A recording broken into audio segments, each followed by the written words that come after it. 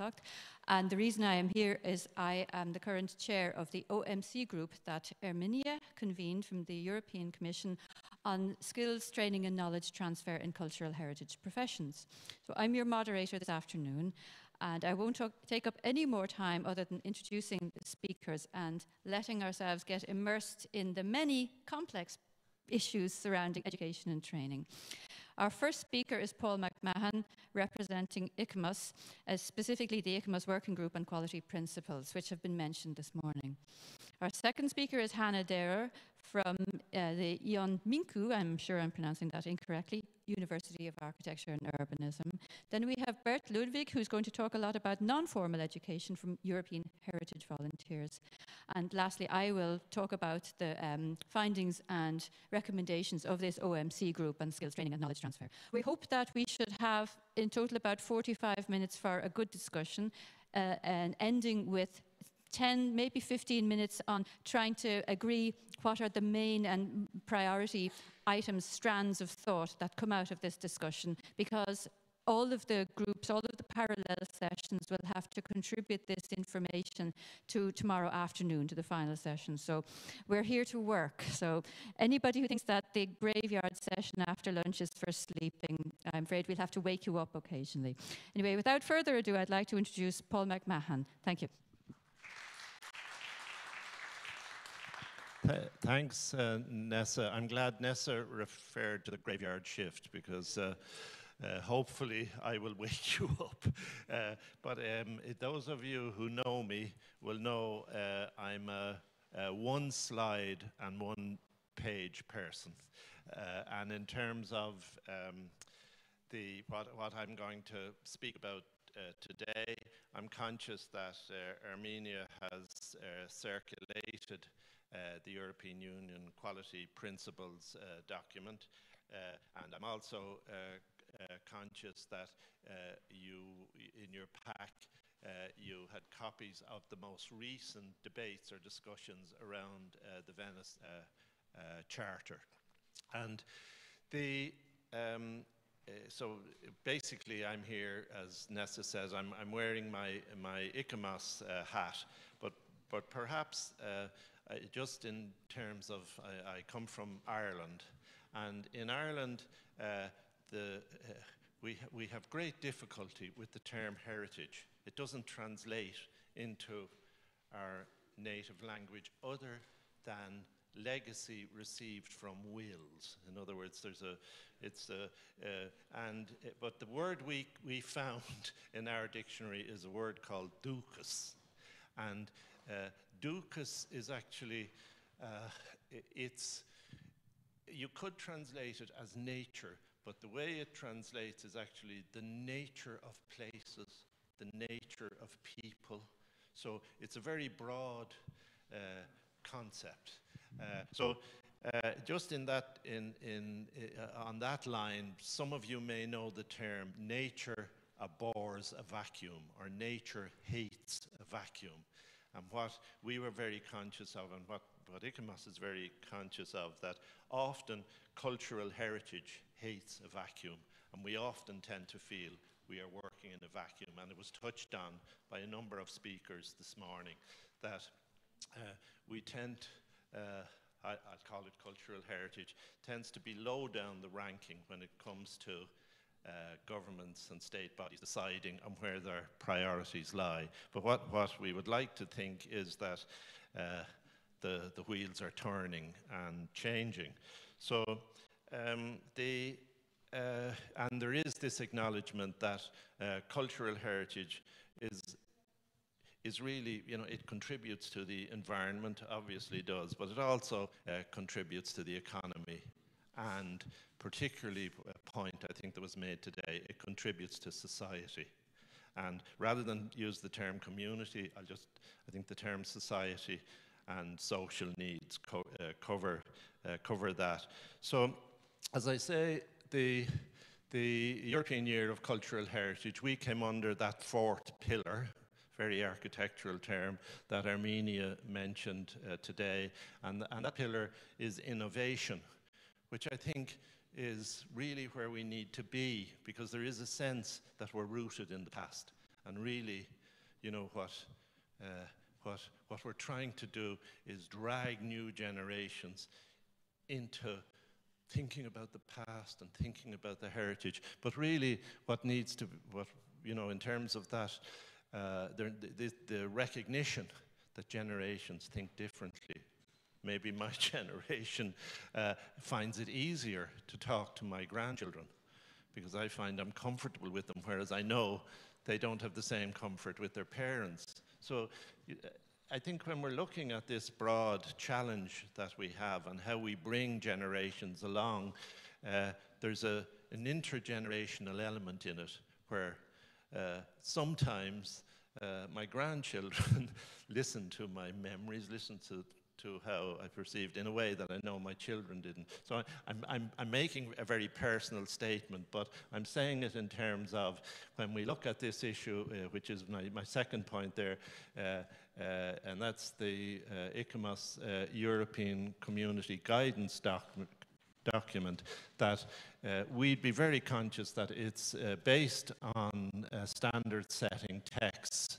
And this is where the European conventions that were mentioned this morning. But what we want to fly the Economist flag and say that from the date of the Venice Charter, the number of charters that have evolved is them. If you read any of your conventions, your European conventions, you'll all see they were informed by those principles. So you go from principle to convention, which has a legal status.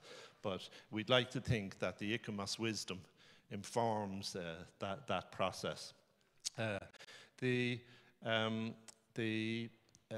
last bit there I have is that the education needs, we would see that they're informed by the Economist capacity building guidelines, and I refer you to the Economist site, where you will see the principles for capacity building through education and training in safeguarding and integrated conservation of cultural heritage. And that document, as we were evolving, the quality principles that the US charged Economist with were really, it's very important to say that they were in the context of a project, where Europe was funding a project. So what we as a group did, we looked at the various stages in implementing a project that potentially would be granted by Europe. And what we wanted to do was embed the cultural heritage elements into that project. So so people, and it's great to hear the feedback coming already, but it's important to say that I'm not saying that's the limitations of the document, but I'm saying there's obviously broader capacity building issues involved in the broader issue of addressing the cultural heritage. But just to be clear, that the EUQS quality principles particularly related to project funding. But in the International Economist Training Committee is called CIF, and the principles we're looking at the moment, we've identified 15 target groups. And I'm not going to go through them all with you, but it's fair to say that a number of the target groups, it's generally recognized that architects, engineers, and other bodies, they already have accreditation systems, not in all countries, but in some countries. So there are established pathways to, if a state is looking for competence or skills in certain areas, there are clear lines. They don't always follow it, and one of our recommendations is that European funded projects should only employ competent, accredited people. But the issue often is some of the disciplines don't have that. And some people would say there will be elements, it was touched on by our UNESCO colleague, to say that in terms of the intangible. But it will be important that profiles evolve that will address these issues. But basically, what we did was we identified the same issues that are coming through at you, and that's the one of social engagement. That the way we see the template is that there's 3 phases or 3 stages. There's the one of understanding. And if Economist sees there's a challenge out there, it's really to see that all stakeholders should have a basic understanding of conservation and conservation principles. And the kind of target groups we were talking about there were politicians, policymakers, that this issue of whether there is a basic understanding out there of the type of principles. There may be an acknowledgement that there is something out there called cultural heritage, but whether that actual understanding is there. The second phase may be the one that's most challenging, and that's the skilled in. So if we work on the understanding, and our belief is that from early school learning, the process should be one whereby this sense of understanding cultural heritage should be imbued within the education systems. But the second one is the one of skilled in, or competences. And that's really where, I mean, I'll name the third one because it's experts. And while we all like to think we're experts, really, in terms of who the foot soldiers are going to be and who are going to take on this challenge, it really is that second level that's where the action is needed. And if we are calling ourselves experts, the onus is to mentor, is to bring a generation forward, because sometimes experts can be regarded as, I'm the only person who knows about this. So it's very important that those attitudes change and that there's an onus on anybody calling themselves an expert. I'd almost say before they'd be allowed to call themselves experts, they must display how they're mentoring, how they're actually bringing on a generation. So, as I say, I'm not going to go into detail. I'm just going to refer you to what's happening on the Economist front. We're hearing very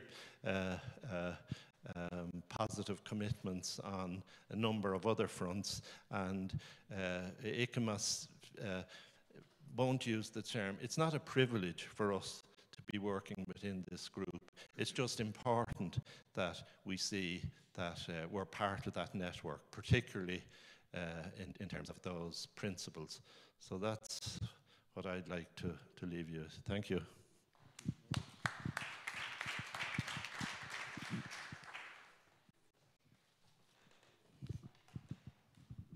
Thank you, Paul. I'd like to ask Hannah if you would like to come up, and Hannah's going to stand like Paul at the front.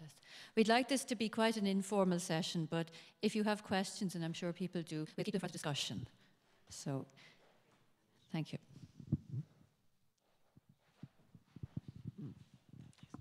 Thank you very much. Dear colleagues, please allow me to start by apologizing in case you're going to hear things that you may know even better than I do. But as you may have already noticed, the first word in the title of my contribution is perpetual. And I can assure you that this is not a coincidence. Otherwise, the motto is my contribution with regard to the regional features, and it's meant to say that yes, I'm not aware about the others, but still I know. Only, of course, I'm not entitled to speak for the others.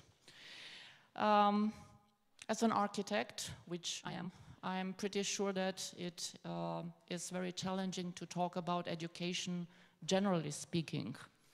As an architect who has, well, the privilege to also teach, I am certain that approaching education for preservation is equally challenging. And in my view, one reason in this respect consists in the fact that preservation, and I am certainly talking about the preservation of the built cultural heritage.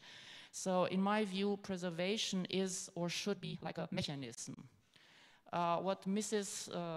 Chitano has so elegantly put as integrated and holistic approach this morning, because she's Italian, I, for myself, being half German, see as a mechanism, as an engine. So preservation should be, if it's still not, also a kind of mechanism. And that means that education for preservation is only one of its many parts which influence each other more or less. And this statement, if it still needs to be argued, this statement is supported even by this conference, which obviously approaches some of the co-working components of the preservation engine. But an even wider perspective on this preservation mechanism will discover or will reveal the fact that it consists in several other parts. And I would like to start with the built cultural heritage itself.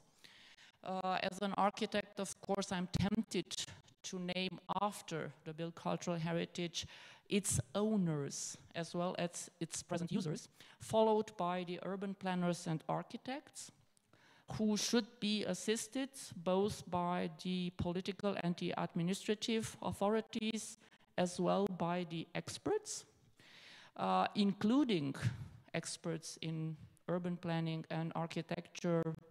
I mean, urban planners and architects specially prepared for cultural heritage, who for themselves have to cooperate with the contractors. And last but not least, in this brief enumeration, I would mention, or I should mention, the newest stakeholder, the so-called heritage communities. This is one of the buzz expressions I personally hate. Well, obviously we could discuss all these parties and even some others for hours, but as time is brief, please allow me to only enunciate those aspects that, at least in my humble view, should define the architect's education on a medium and a long term.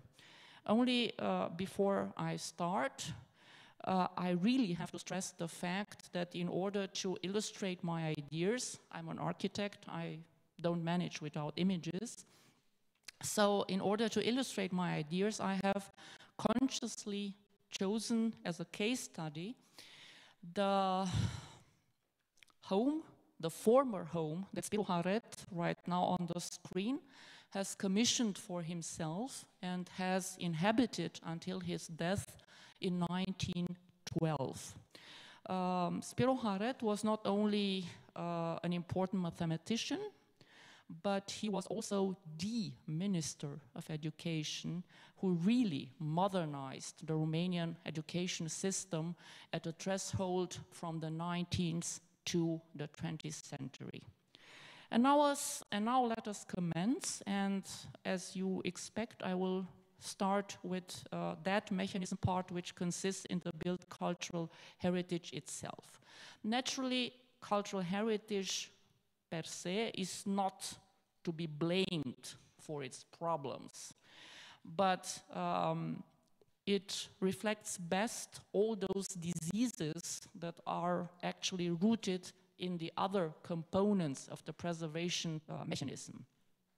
And in this respect, and with regard to nowadays Romania, the feature that needs to be mentioned consists in the fact that even now, 3 decades after the regime change, we still don't know our built cultural heritage.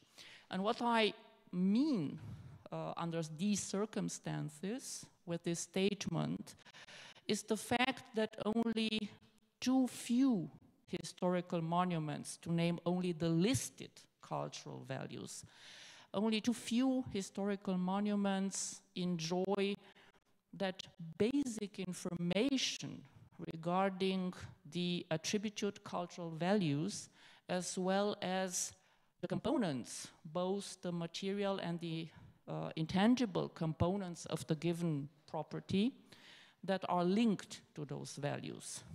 In other words, most of the historical monuments have neither inventory files nor the so-called usage constraints that in the end are foreseen by the law. Under these circumstances, too often, not even the experts really know what there is to be preserved in a property, even in a listed property. Please notice in this image of the former Haret house, just something that you can notice very easily, the fine hierarchy of the 3 volumes. And please compare the genuine building with the result of its restoration, which has practically annulled that hierarchy. Like in this case that I have shown, it happens too often that less significant components of a building are being over-restored, consuming substantial resources at the expense of the really important components of the given property. And it also often happens that these really important components end by being shaded instead of being highlighted. And the main reason for such incidents, so to speak, is the fact that once again, we don't really,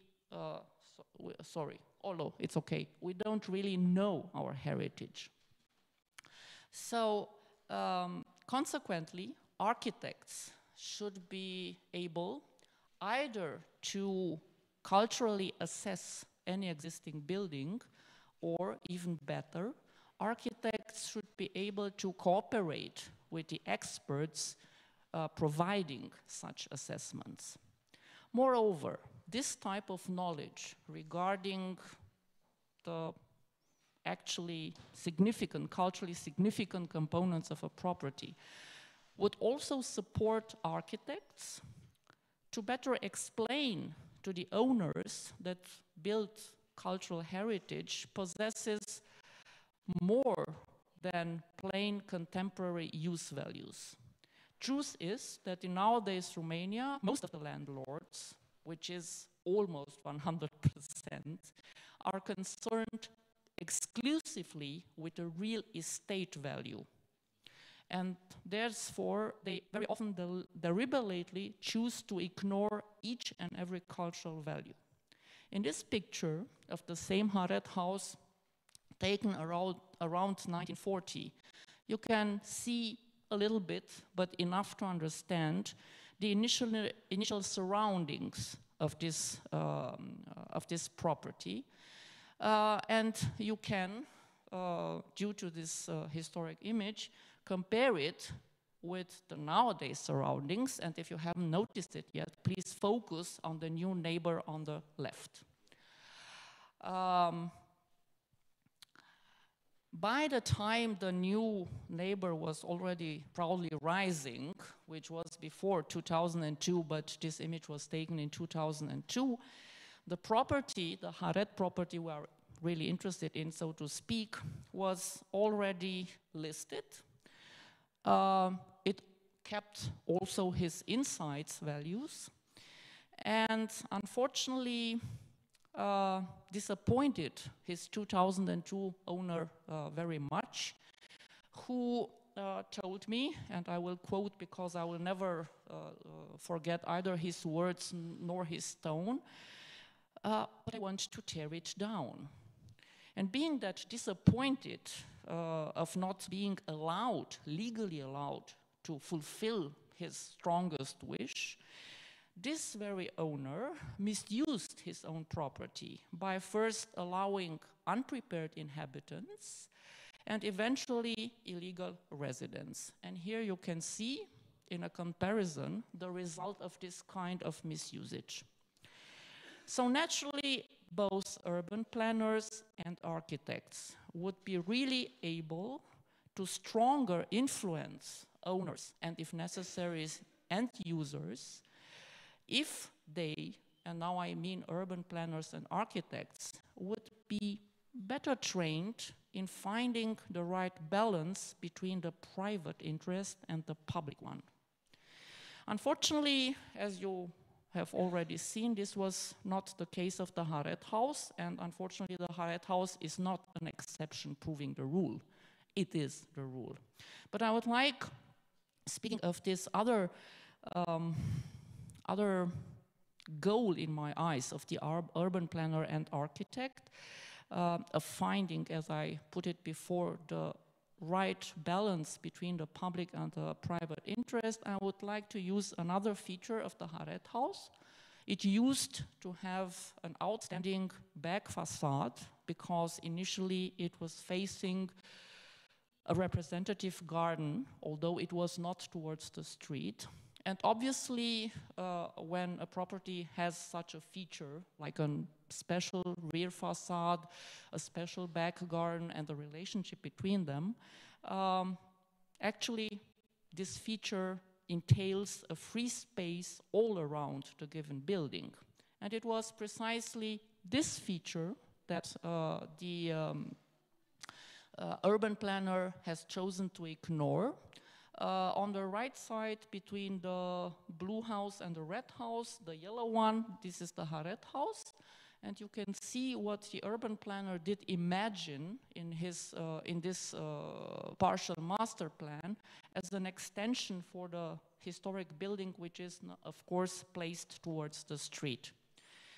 As this partial master plan was approved by the local authorities according to the law, unfortunately, the architect who followed this master plan had no reason to do otherwise, and here you can see the result. Yeah.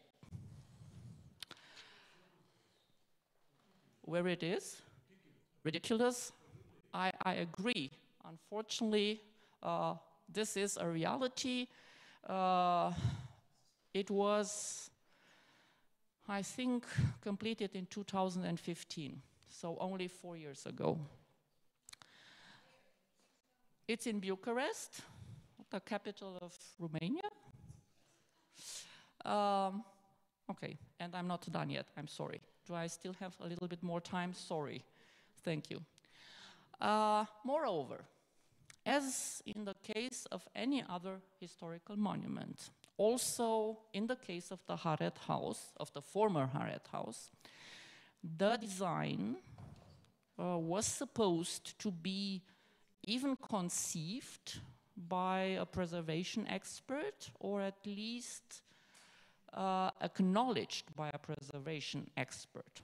I really don't know if this has been the case, but I know that today the house is displaying this memorial plaque which says that this is the building that Spiru Haret lived in, although, as we can see from this image from 2014, there is nothing left, really nothing left from the authentic building material of the historic edifice.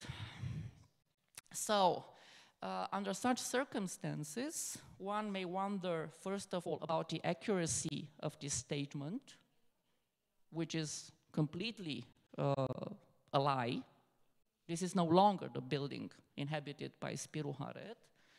And the second reason for astonishment would be the fact that this property is still listed.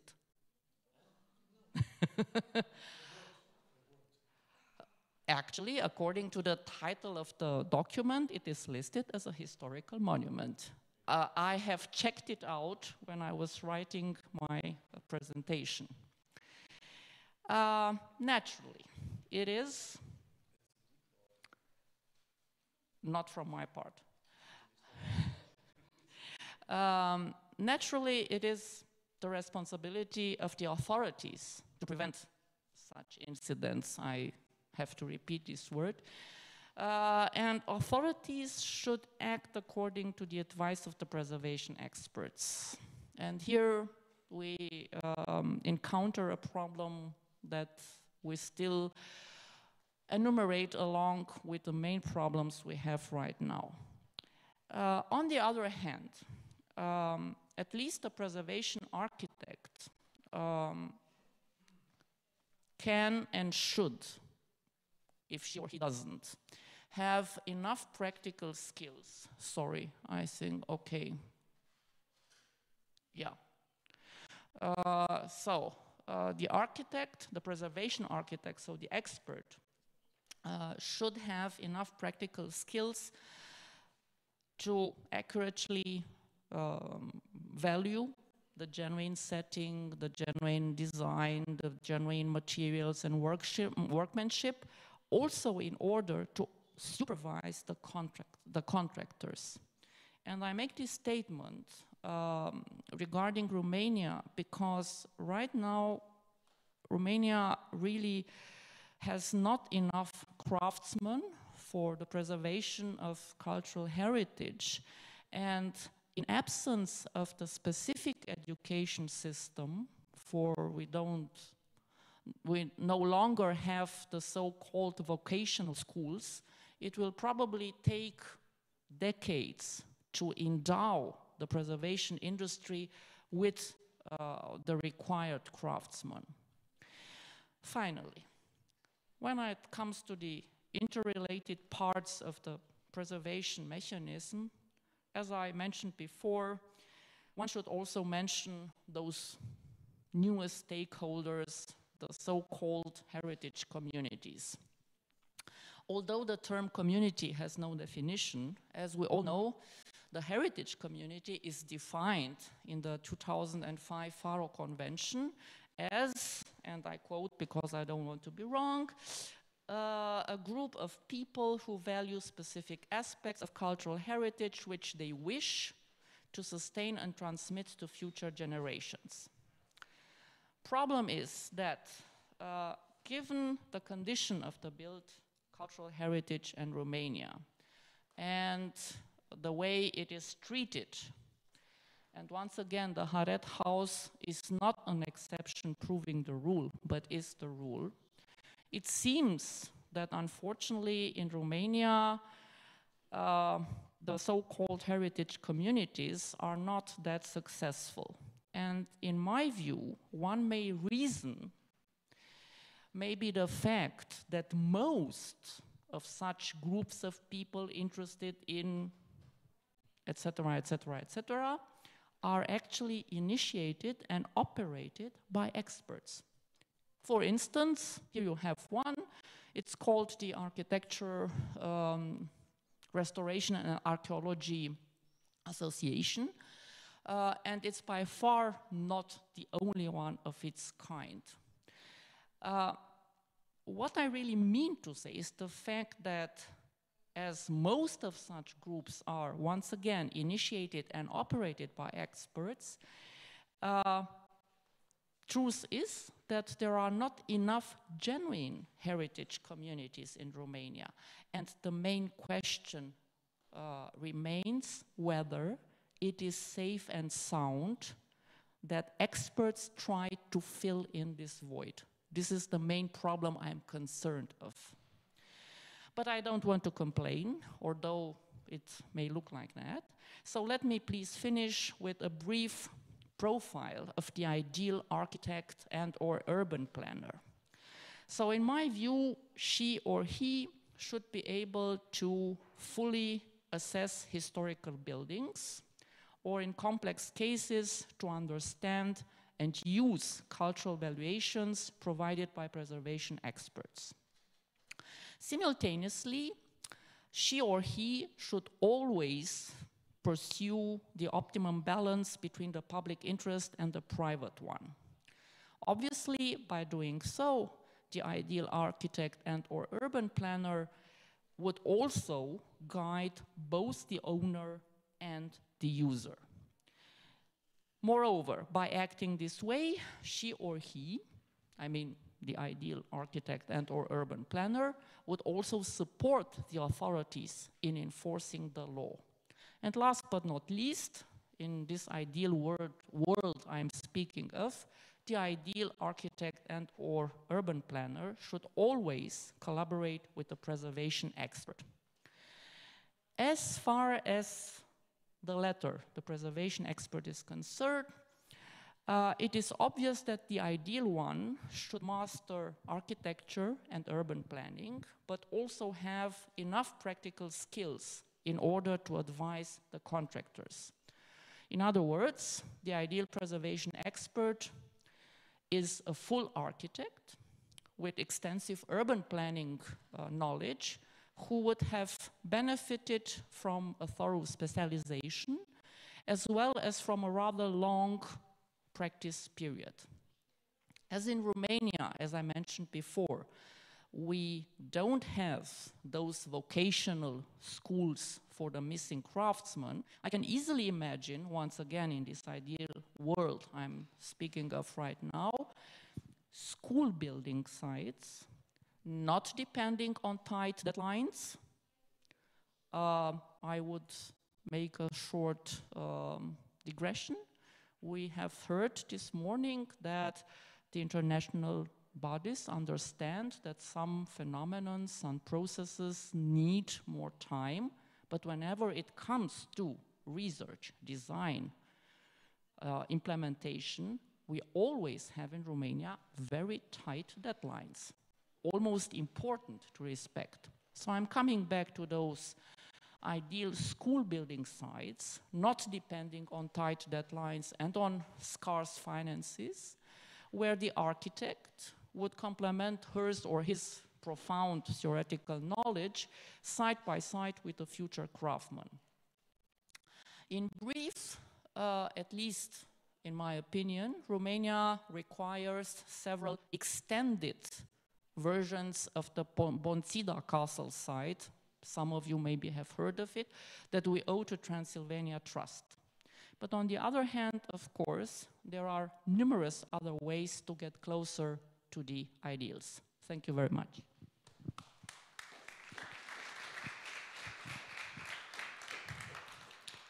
Thank you very much, Hannah. We're starting to get lots of food for thought now between Paul and Hannah. Can I introduce Bert Ludwig, who is going to talk about European Heritage Volunteers and their training programs. Thank you.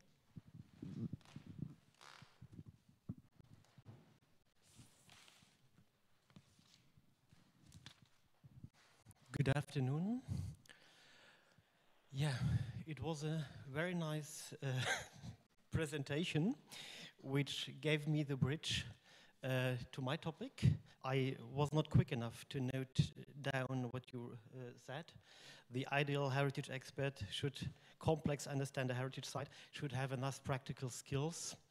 And this is one of the aspects we are carrying out in the European Heritage Volunteers program, which is under the title Sharing Heritage, Sharing Engagement, addressing young professionals, and is aiming to combine heritage education and engagement for heritage. I hope that I know how to handle this issue. Yeah, it's working. European Heritage Volunteers is active in the field of the European cultural heritage, as the name says, and it combines three topics you have noted there. Heritage education as the core of the program, volunteering for heritage as an appropriate tool to provide non-formal education as an extracurricular extension of the existing formal education, and the third one as a beside effect leading to the networking of heritage activists in order to strengthen capacities in the field of heritage, both in the fields of communities and of young professionals. The core of the program consists in a structure which brings together young heritage professionals in groups which are interdisciplinary and interculturally internationally mixed. They are engaging for several weeks, usually 2 weeks, 3 weeks, at a particular heritage site in close cooperation with heritage organizations or heritage administrations on local, on regional and on national levels. And they are engaging for, depending on the needs of the heritage site, for the rescue, for the preservation or for the awareness raising of the heritage sites or for several of those aspects. By doing so, the young professionals obtain hands-on experiences and practical skills. They extend their theoretical background knowledge, and they widen their perspective, especially concerning the interdisciplinary aspect and the intercultural international aspect. To go a little bit more in detail, I will explain some of the project lines. The European Heritage Volunteers projects had been the starting point of the European Heritage Volunteers program. They have been started in 1992 in Germany, in particular in Eastern Germany. Being myself from Eastern Germany, I quite well know the challenges of heritage landscapes with abandoned, with neglected, with either not optimally handled or either handled under big pressure or whatever heritage sites. You can read yourself, I will not read the text which is written there. They are very handicraft orientated, as carpentry, since roofs are the base of the protection of a heritage site against climatic influences, but also in masonry techniques and other techniques. Most of them took place and are still taking place in rural areas. By doing so, matching the more or less metropolitan background of the young professionals, which are at least during their university studies linked to the metropoles, but bringing them in contact with a more rooted and also more problematic heritage situation in rural areas. You see yourself the numbers, you see the content, and you may get an imagination how it works. The photo in the middle shows Peter, one of our work instructors in Western Germany, Middle Rhine Valley. He's in the meantime 77, does not speak any word English, but is one of the best work instructors you can imagine because he has hands to talk with, and the young professionals are very keen to get the knowledge from him. Later, we extended the projects towards other European countries and developed the project line European Heritage Volunteers Partner Projects, which are in the meantime taking place all over Europe, which does not mean in every European country, but that means in a very wide understanding concerning Europe. I was today very happy to hear Francesc from Council of Europe, because every time our definition of Europe, from Portugal in the west till Armenia in the east, from the north to the south, not only linked to the European Union, but indeed understanding that the cultural space of Europe is a wider one. And just this, including those components, is very enriching. By the way, also you will see later on the map, the majority of our projects are taking place in Western and Southeastern, in Eastern and Southeastern Europe, just also trying to open the perspective of participants which are coming mostly socialized in Western European countries, Italy, France, Germany too, to those places, and discover that the heritage landscape just in those regions is very rich and underappreciated.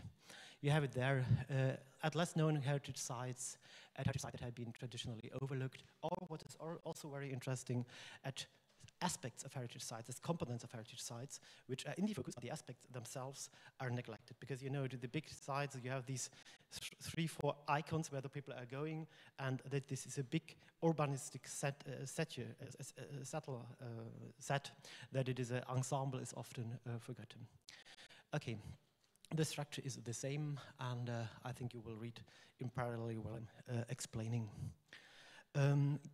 Coming back to the topic of this session, which is education, I should also mention the European Heritage Volunteers training courses, which are similar, having a similar structure, but where education is even a bigger focus than in the volunteering projects. Both are contributing to the rescue, the preservation of the heritage sites, but since the training courses are dealing with more specific topics, they need a deeper and more extended educational part. Very pragmatically spoken, if you have a training course in fixation and restoration of original plasters from Renaissance period, you cannot on the first day start to work on the original substance. You have to pre-design some days or a week in the workshop, training the techniques, obtaining the skills in order to be at the end, in the second week, indeed able to work at the original substance. It's written there a little bit more than the half of the duration is usually teaching, schooling, either in theory, either in the workshop, and then at least in the last 3-4 days, we are going out to the particular heritage site so that also the training courses have an effect, which is at the end contributing to the heritage site. But in the same moment, providing knowledge which can be applied also later on other places. And other heritage sites. You see some topics there, colored surfaces, plasters, mosaics, traditional stone cutting, and so on, wooden shingle making. Yes, it's a long list of topics. As we had today the representative of UNESCO, when is here, I will short mention that European Heritage Volunteers is the coordinating body for the European line of the World Heritage Volunteers program. I will not go too deep. Only want to say, because just today there was a question concerning this topic. It is for us refreshing and inspiring in that way that we, being very European and very European focused in our main work, understand that the European heritage is a part of a wider heritage of the global heritage of the humanity.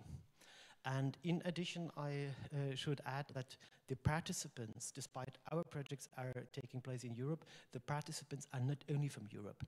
When we are composing a group of 15 people from 15 different countries, from whatever 8 to 10 different disciplines, they are usually from 3 different continents. From Europe, from both Americas, with a stronger focus even on Latin America, and on Asia. And this brings another perspective. I remember recently a presentation about wooden techniques from China, traditional wooden techniques from China. Yeah, I'm carpenter. I was so surprised about this richness. And so, yeah, it's for every, including ourselves, it's a very enriching approach. I want to mention another initiative, which is a little bit a project line, which is a little bit beside European Heritage Times, because it's not dealing with a practical hands-on training, but knowing that our target group, the generation around between 25 and 32, 33, is living partly in the digital world, we thought it would be good to add the digital complementary. And so we had started 3 years ago as a cooperation with Europa Nostra, originally a project which since this year we are continuing ourselves under the title European Heritage Times. It is a digital channel of personal linked heritage stories from all over Europe. And the interesting thing is that we can reach by this another target group, people which are not coming originally from heritage, but which are coming from journalism, from fine arts, from whatever, and which are used by this European Heritage Times to spread the message about heritage, mostly hidden heritage, endangered heritage, engagement for heritage, because those are the topics which are interested for people which are 28 years or 31 years. And so it's a good tool to widen the topic. You see it here on the right-hand side, we produced every second year a printed Heritage Times, and it is a nice coincidence that being in Transylvania, you will see that the first page of the last printed edition is Brasov on the photography. It was not made on purpose, but it shows very well that we have this Europe indeed in this wide understanding in mind. Okay, I will show, or on the map you see short what it means. You see that a certain concentration on Middle Europe, it's given by our history and by our origin, but you see also that we understand Europe in a very geographical, very wide scale. Coming to the end, or approaching to the end, I want to make use to show you some details or some giving an overview about the European Heritage Volunteers Program 2019 this year, which consists, as you see, more than 30 projects all over Europe in this wide extension, as I had said. Planially, we are trying to illustrate the diversity and the richness of the European cultural heritage, organizing projects in all these countries, and the structures are in that way that we are cooperating indeed, depending on the local needs and to the given structures, with more than 50 both NGOs, local and regional administrations and heritage institutions. And sometimes we are even the bridge maker between the local NGOs or the regional NGOs on one hand and the heritage administrations on the other hand. It's very, I remember a project in Albania last year. We were those which brought them occasionally to the table. And then the project was going well, and this year we will have even 2 projects in Albania. The effect is on both sides, and usually the word balance is a very important word for us, balancing theory and hands-on, balancing metropoles and rural area, and also balancing the local activists on one hand and the young professionals on the other hand, because on one hand the projects are strengthening the structures of the local heritage activists, which are not every time very well supported, while visibilizing their efforts on a wider scale. The people are going to Albania or to wherever and returning and are infected in a positive way by the virus of that particular heritage. But on the other hand, it the projects are providing interdisciplinary hands-on experience, which are appreciated by the young heritage professionals. You see here a selection of the projects which will take place this year. It's no need to read, but you may understand that it's a wide variety of quite specific topics, starting from stone conservation over to traditional wood techniques, over wood restoration, marble restoration, documentation of inscription of gravestones by using scan technology in order to be quickly with the documentation. Then the erosion will deconstruct the inscriptions and so on. And you see also there the listed countries that's indeed going from one edge of Europe to the other one. Hola, I wanted to come to the end. And this should show this. You see this last slide is a little bit improvised, but it shows also as it is. That means very different types of heritage, including technical heritage I even did not mention before, and ecological heritage all over Europe. And you see on one hand the diversity of the heritage sites, but you see also the links between them. These yellow lines are not occasionally made. They are illustrating deeper connections between the particular heritage sites or heritage projects. And as a result, the projects are widening the perspectives on both sides, on the side of the locals and on the sides of the young professionals.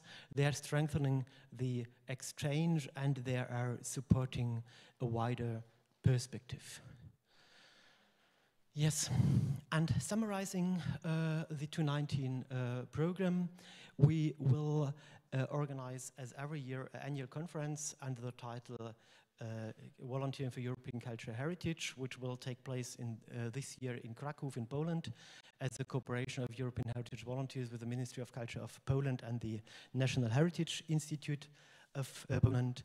And in this year it will be accompanied by a publication, a handbook of volunteering for European cultural heritage, in which we try to describe the challenges and the potentials of volunteering for European cultural heritage, with a particular focus on young professionals as the target group. And in the same moment we will include best practice examples of projects of the last year, with a certain focus on the project which had been carried out during the European Year of Cultural Heritage 2018, but then more important, which had been initiated as a result of the European Year of Cultural Heritage and had been implemented in this year. Thank you very much. Thank you very much, Bert. That's very interesting because a lot of what Bert is saying is not just the formal training, what the benefits of formal training, which indeed are many, but also what we need to do. How do you bring people in to cultural heritage? And in the talk I will give, there's a lot of the discussion with this OMC group on training, skills, and knowledge transfer for our cultural heritage professions is a particular issue with engaging young people. And it's not that we're trying to be paternalistic to say, oh, these young people, they don't know what they're missing. It is a real challenge to interest people in career structures that might be actually quite uncertain and not very well paid. And there are other things that might be a benefit, but they cannot be sold in the same way as a career in technology might be able to be sold. So, without any further ado, and I know the screens might be too small to see the writing on them, the report should be out quite soon. Arminius, we don't have a date yet, but just a very, a quick run through of the main points, which was involved quite a lot of interrogation of the many subjects that are involved, the many issues and challenges. So this was an OMC. It's the method of inviting member states to participate in areas which the European Union does not have competence over, and it is part of the work plan for culture. And the offer went out to every member state, 22 replied, and in effect a core group of about 15 member states really took the bull by the horns and started to get interested in what was, in trying to address the challenge. The mandate we had was sorry, I actually don't have it written out, so I'll have to stand a little bit further over here. We are to examine capacity building for heritage professionals, looking at the transmission of traditional skills and know-how, and emerging professions in tangible, intangible, and digital heritage fields, including in the context of the digital shift. We were to map existing training schemes and identify emerging skills and training needs in all of these tangible, intangible, and digital fields.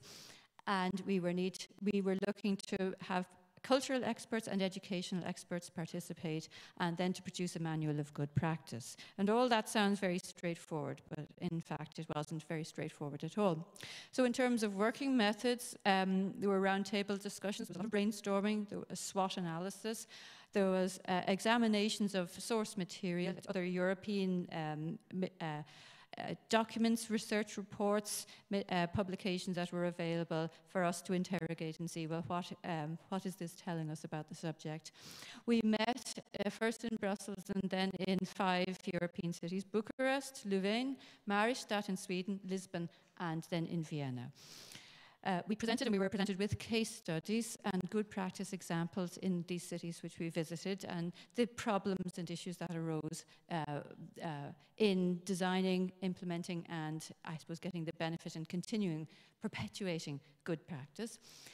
So the map on the left is very difficult to see, just showing the countries which answered the call and participated. So we went from the north, all 4 corners of Europe, and in the middle as well. Our first major step was a SWOT analysis to see, well, what were the strengths, the weaknesses, the opportunities, and the threats. So without going to actually most detail on these elements of it, because I think it's most particularly useful for the conversation we need to have today. There were country SWOTs submitted by 15 countries, and several were submitted late enough in the process to be analysed by the Dutch and Belgian representatives. We spent an awful lot of time seeing what were the common strands, and there were quite a number of common strands, which was useful because it enabled us to get into, I suppose, to see things in particular rather than getting lost in the swamp, because there's an awful lot of influences, external and internal, that cause an issue in the provision of education and training, the supply and demand. So the combined SWOT that was produced by Belgium and Holland became a major reference source. So the strengths in the SWOT analysis could be summarized under these headings, which are increasing accessibility, national cooperation and networks, the existence of these, formal education in many aspects of heritage, continuing professional development and lifelong learning and non-formal education, more structures around these now in the last number of years, accreditation and certification of professionals, the engagement with society, which is increasing greatly, the engagement with young people, which is also increasing and which is great to hear Bert talking about, laws, regulation and financial support from governments, which isn't always a given, but it's certainly increasing, international cooperation, increasing the importance of intangible heritage. It has a status now where once it didn't. Flourishing crafts and skills in some respects. Heritage being seen more widely now to boost economic performance, and fundraising, different ways of fundraising given especially digital platforms.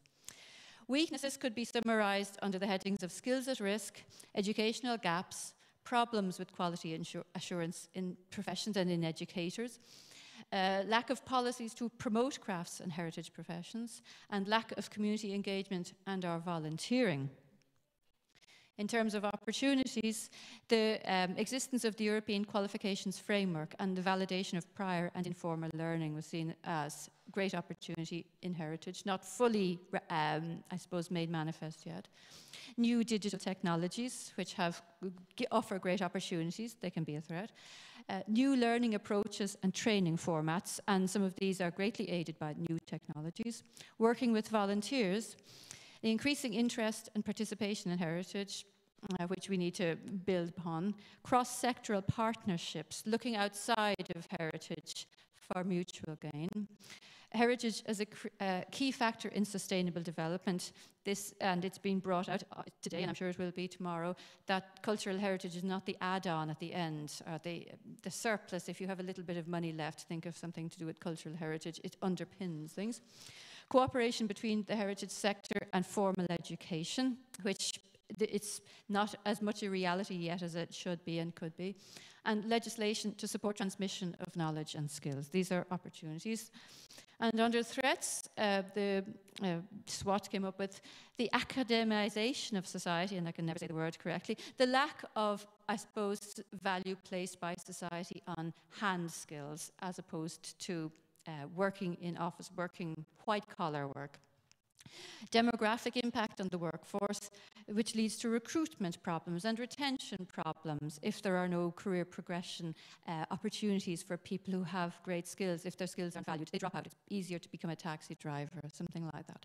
Harmful volunteer developments, and among those are that institutions which have very little money, they end up using volunteers to do the work really that should be done by paid employees. It's manipulation perhaps of volunteers, and it means that those who are handing out money say, well, you know, you're working fine with volunteers, we needn't give you any more. So volunteers, it's a double-edged sword, and it has to be managed very well. Reduction of public funding and institutional instability. An awful lot of organizations, they require support from the public purse, and obviously during the crash period, it was very difficult for many cultural institutions to maintain their existence. Their funding went down appreciably. And that instability means you cannot plan, and you cannot plan for your workforce training as well as everything else. Market conditions and commercial pressure, and we heard a bit this morning as well, the valuing of everything. There's an Irish author who, Oscar Wilde, who has had a fantastic quote, a cynic is a man who knows the price of everything and the value of nothing. And that is what we have been living with, market conditions dictating the value of heritage. Commercial pressure, very ably demonstrated by Hannah in terms of the built heritage of Bucharest. Negative views about heritage being something elitist, something stuck in the past, preventing development. Conflicting interests, which put pressure on heritage assets. Again, it's development or tourism. It can be things that may be good in themselves, perhaps, but not the balance, as Bert and Hannah were saying, is not there. The impact of digitalization, robotics, automation, and new technologies. And these can be very real impacts. The profession of surveyor, for example, has changed completely. Some professions have almost disappeared because there are digital versions doing the same thing.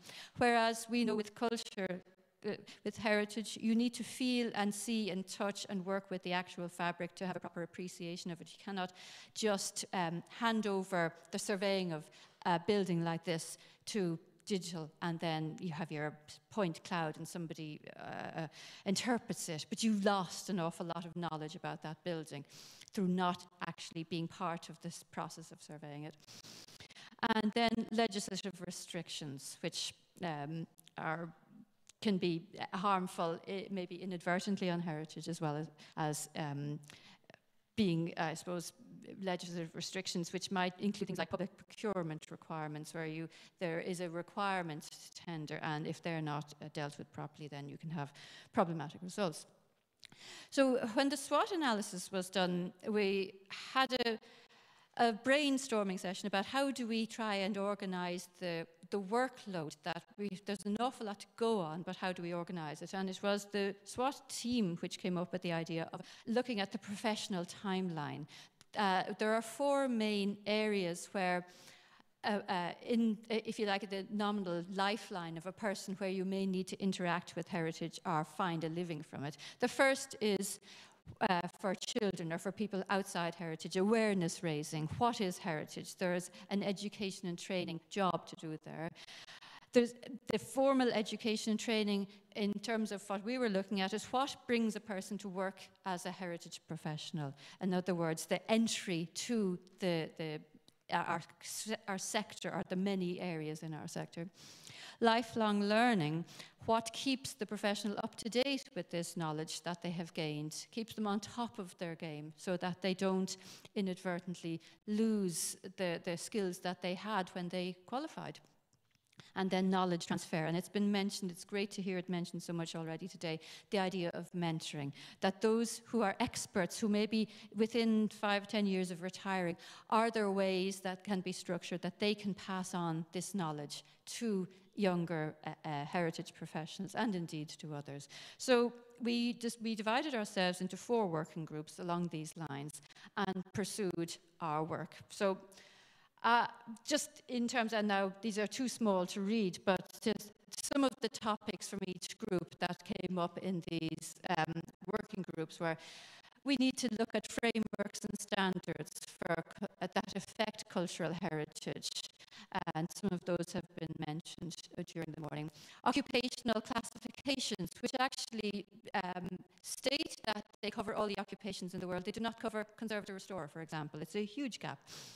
Pedagogical and communication skills, in issues about investing in and managing volunteers, the academization of education, skills at risk arising from the mismatch of education and the employer's needs in the workforce, public funding issues, commercial pressures, quality assurance, which is key to what we're talking about these 2 days, the EQF, the validation of prior learning, cross-sectoral partnerships, cooperation between the heritage sector and formal education. And this was seen as a key area where we could improve in terms of making education and training more relevant to the working life of heritage professionals.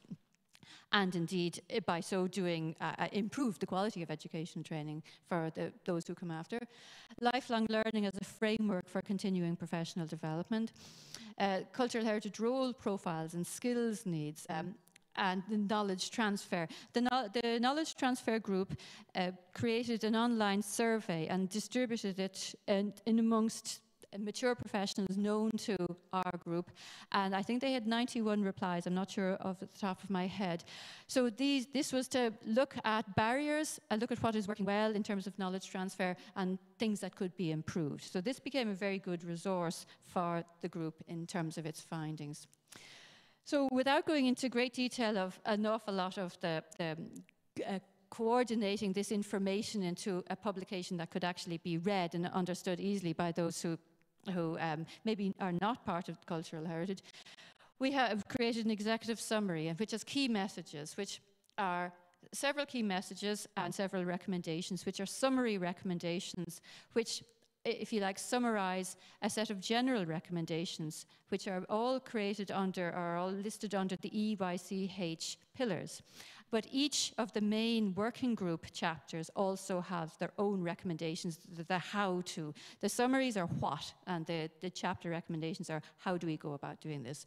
So the key messages: while Europe is renowned for its expertise in this sector, the transmission of knowledge and skills is impacted by the combined effect of Europe's age pyramid, cuts to public budgets, the digital shift, and the academization of society.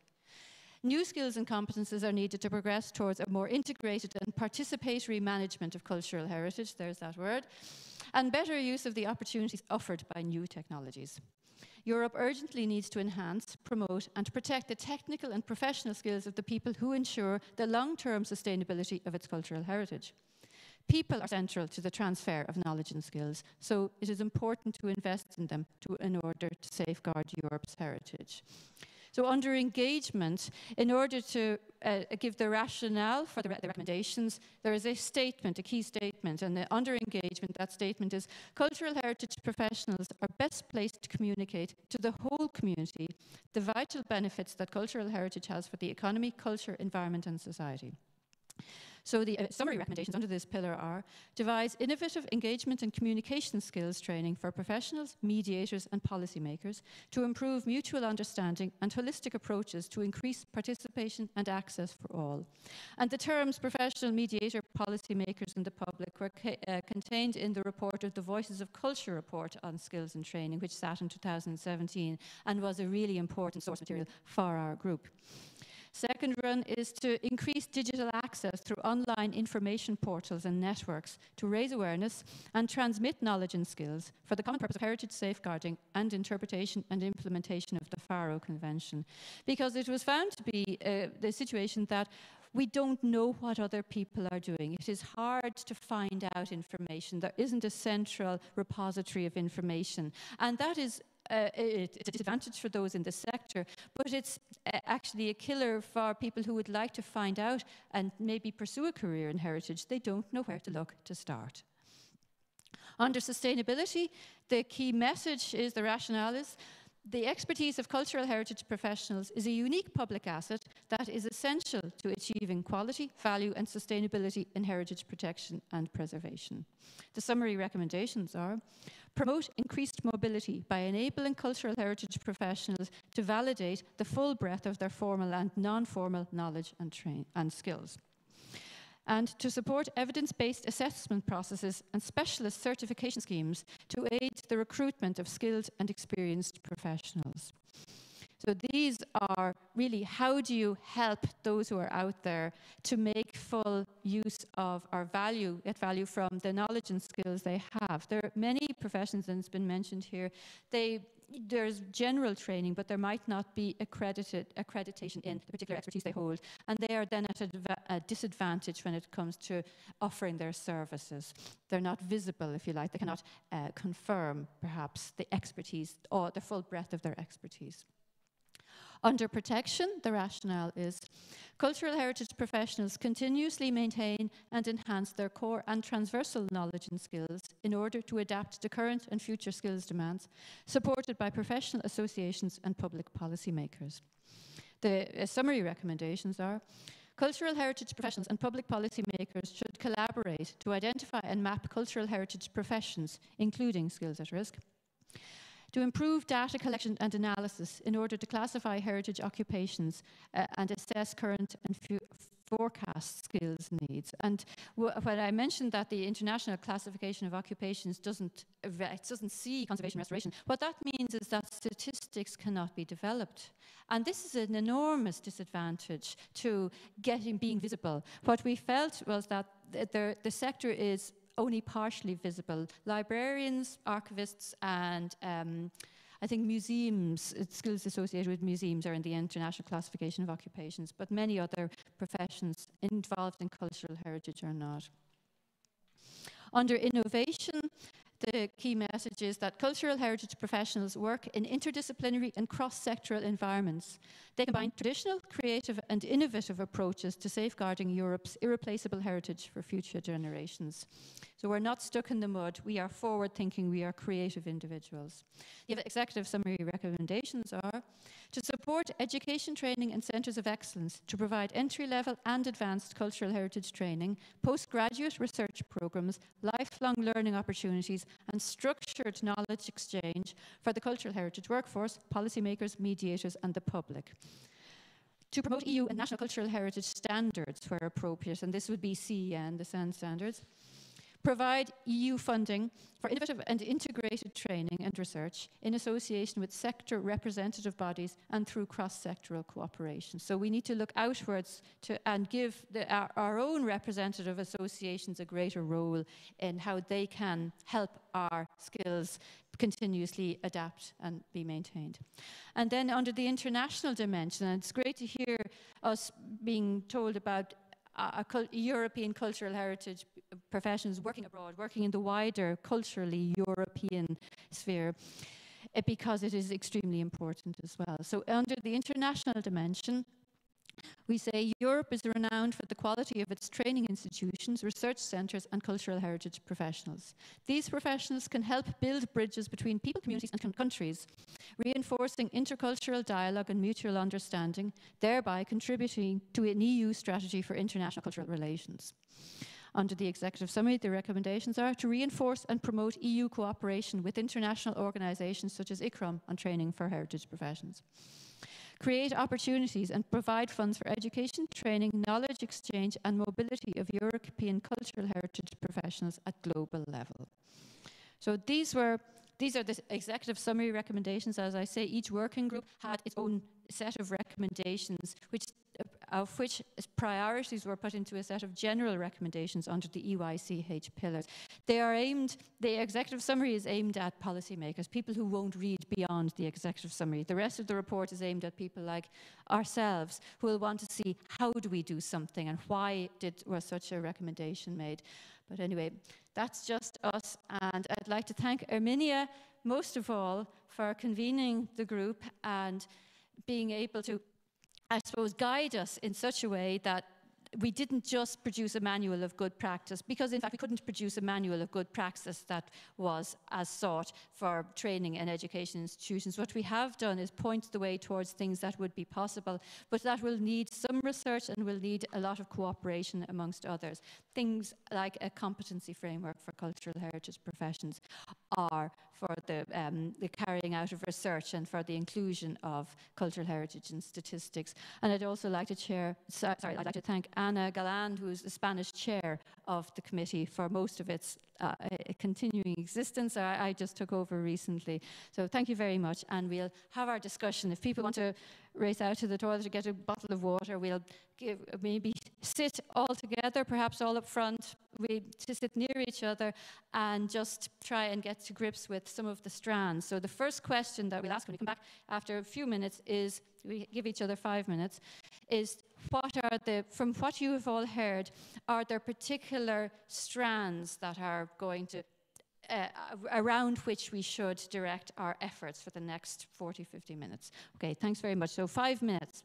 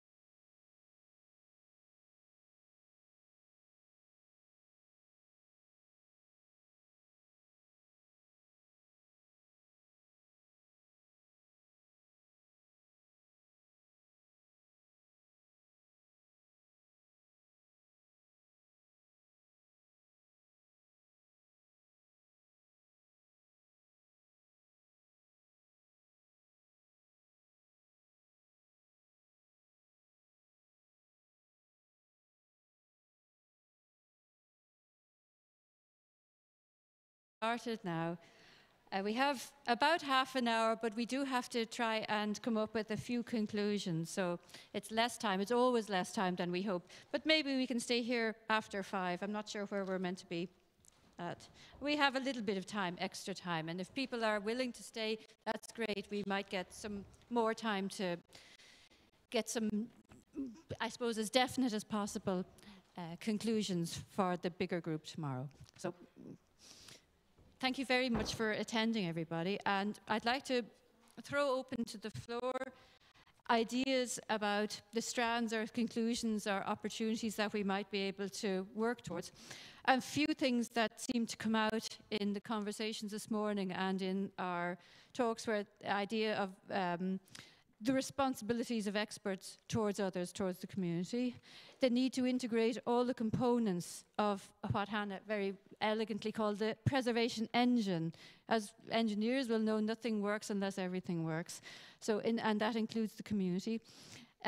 We need to make sure we get our knowledge from the cultural heritage itself. We need to acquire this knowledge and we need to pass it on. It's hands-on. It's not all theory. It has to be the balance of theory and practice. There's also a balance required between the private and the public interest. There's ethics and attitudes, which are very hard perhaps always to get right, that balance, especially if you're talking about people pursuing a career where their income relies on clients who might not have the same idea of ethics. The importance of non-formal education and training within cultural heritage professions. I was taken by one of Bert's phrase, the instructor who couldn't speak English, he talked using his hands. That's brilliant. It really is. That's what we should all be thinking about. Can we, I suppose, transfer knowledge using our hands? And it is hands-on, it's small groups of people. So balance between theory and practical skills in training, between local activists and young professions. So there's a lot of, I think, that we can perhaps start to talk about. So there are 2 roving mics.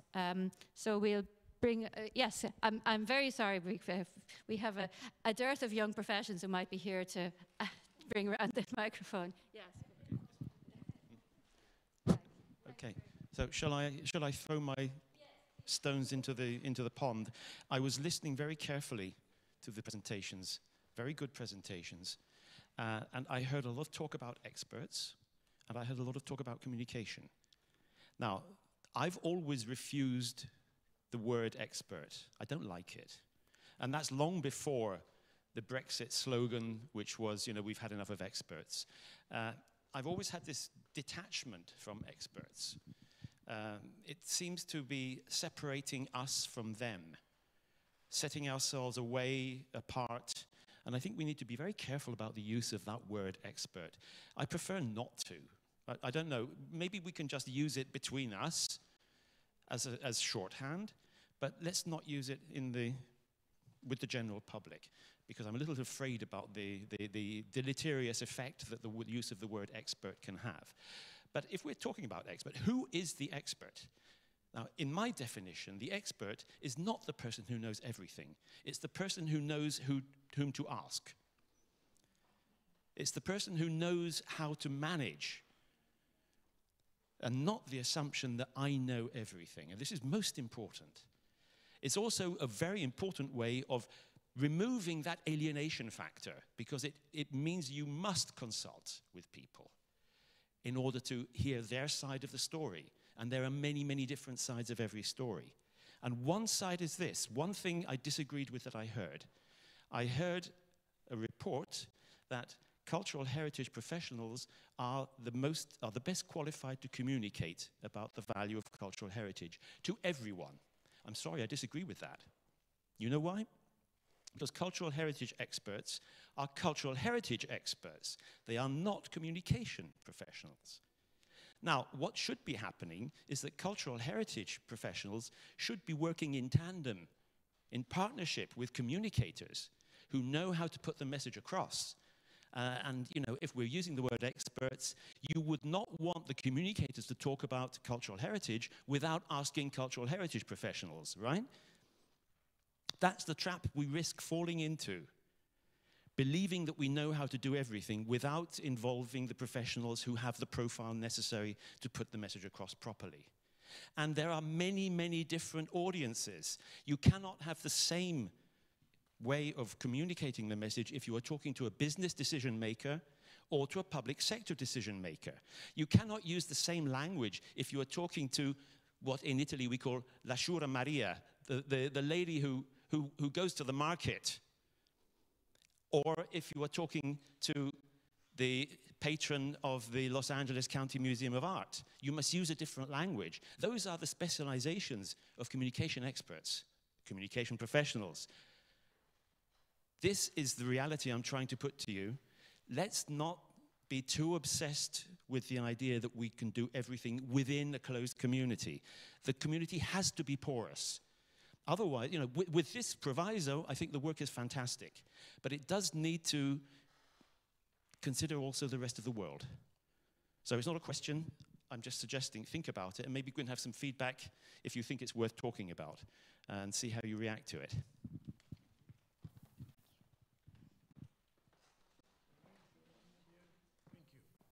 Thank you very much. I was really very impressed and very stimulated by the presentations.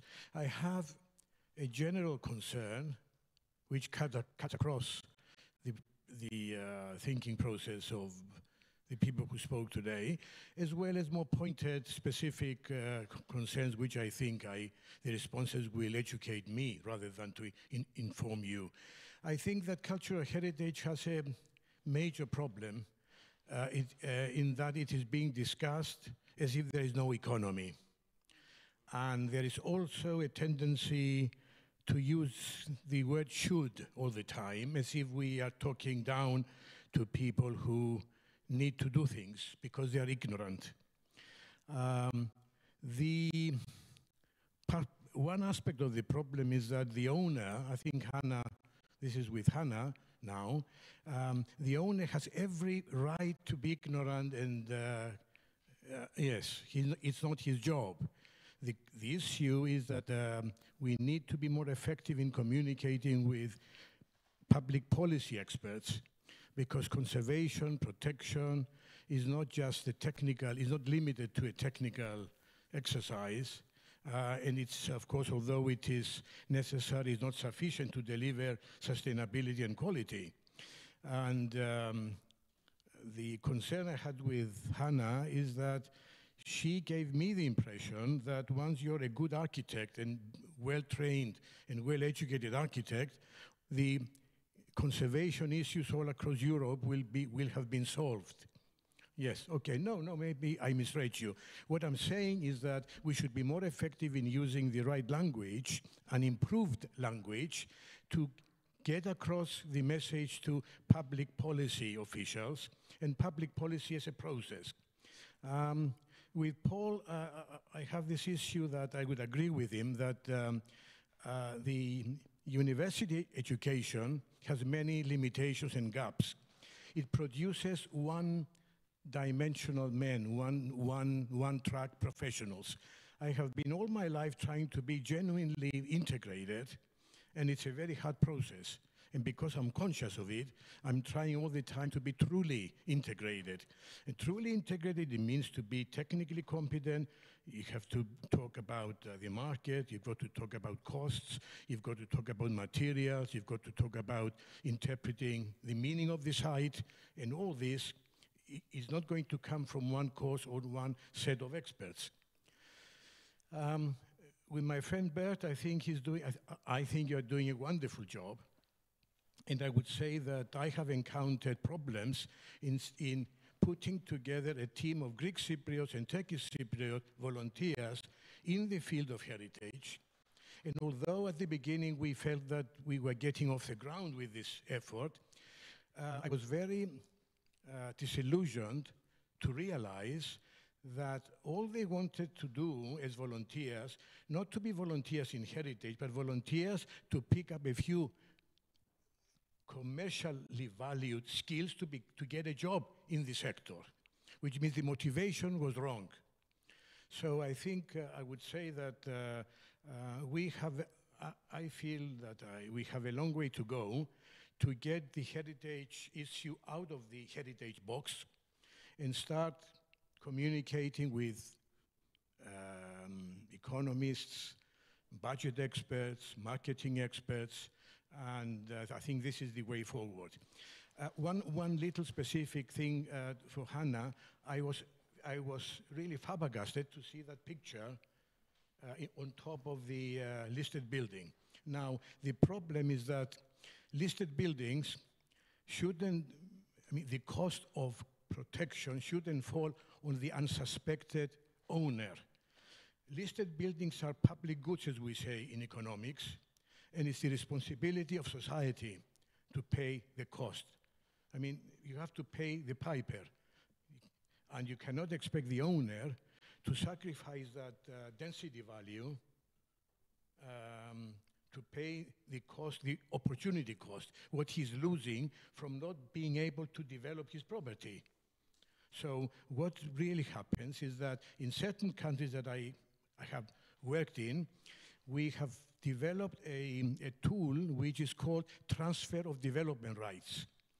The property owner there should be able to transfer the surplus density value that he's got to go and put it elsewhere so that he will not need the developer to build another 4 stories on top of his property.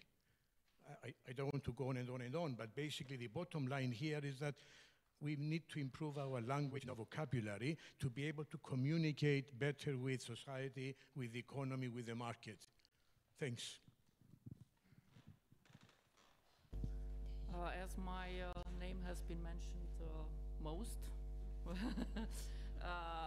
I dare to start, and I will start with the end, although, I don't know. I'm sorry that I was misunderstood.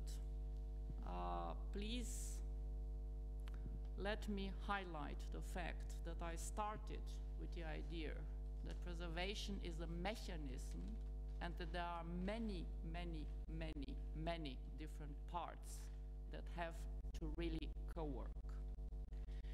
What I tried to show was what actually urban planners and architects may do better without completely taking responsibility for things that other parts should do. I'm sorry, should is the word. As long as I have authorities allowing what was happened there, including by the fact that the same authorities haven't conceived ways of allowing the owner to develop his rights somewhere else, there is no other word I can use than should. Otherwise, yes, we are not, architects and urban planners are of course not the best communicators because they are professionals in other fields, but the owner usually talks to the urban planner and the architect, and this is why I think that urban planner and architect may contribute in a better explaining of the heritage.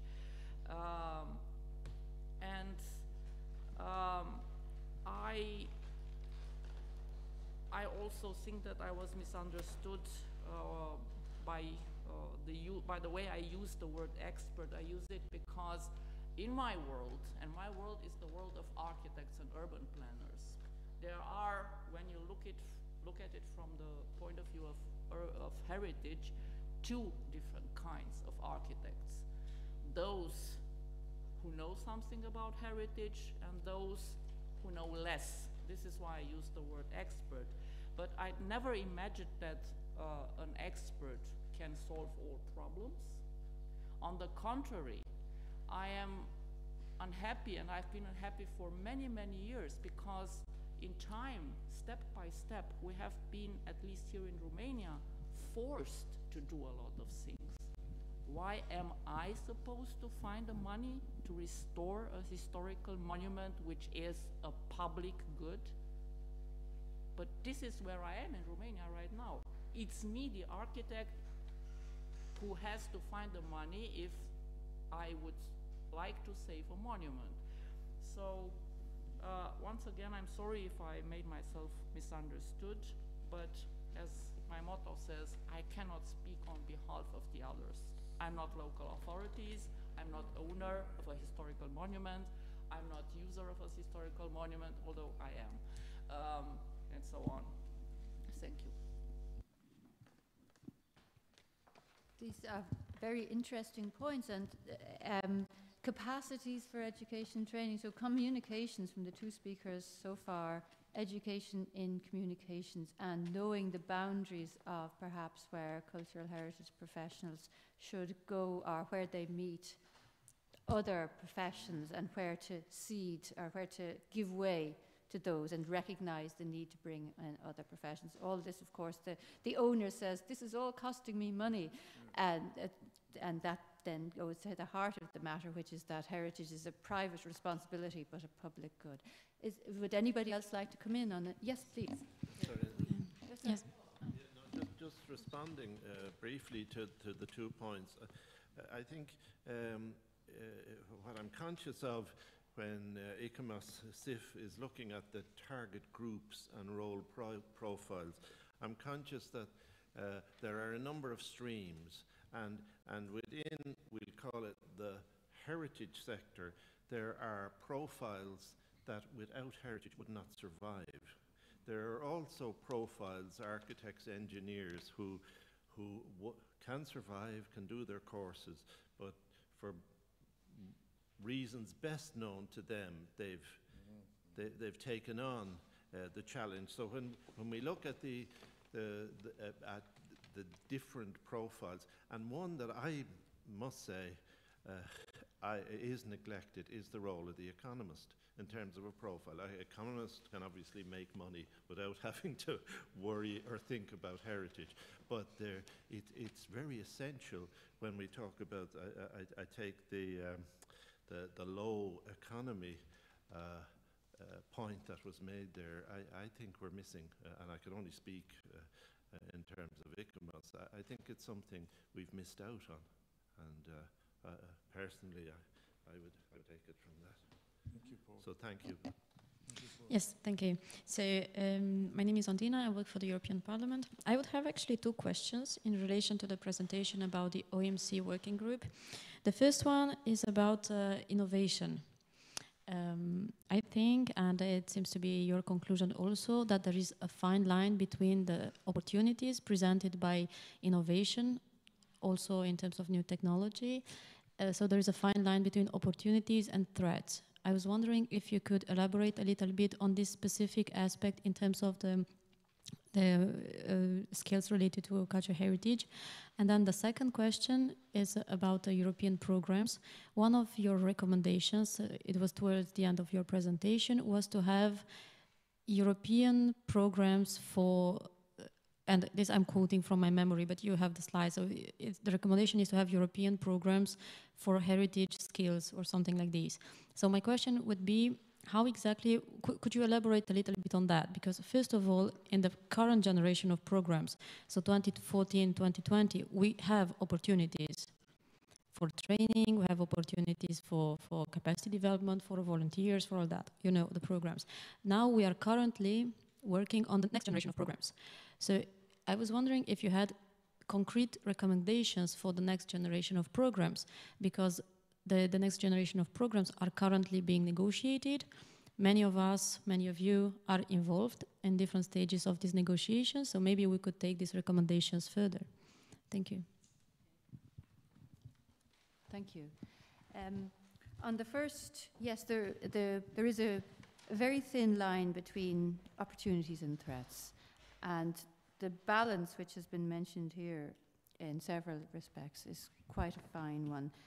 And I think one of the, perhaps in terms of education and training for cultural heritage professionals, the 3 types of aspects to competence that are universally accepted. There's cognitive, affective, and psychomotor. Cognitive is learned skills, psychomotor is practical skills, and affective is the attitudes and ethics. And in terms of training, that's quite important, because the behavior of those who are operating can affect whether something becomes an opportunity and a threat.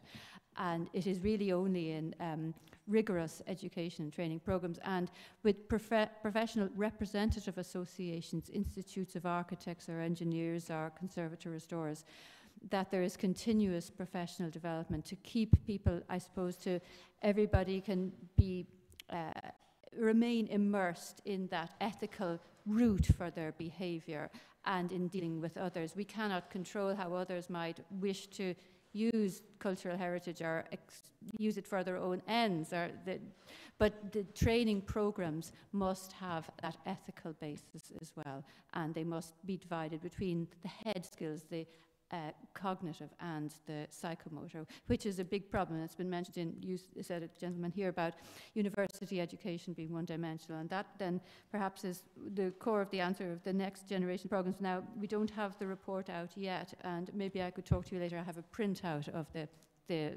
latest version of it.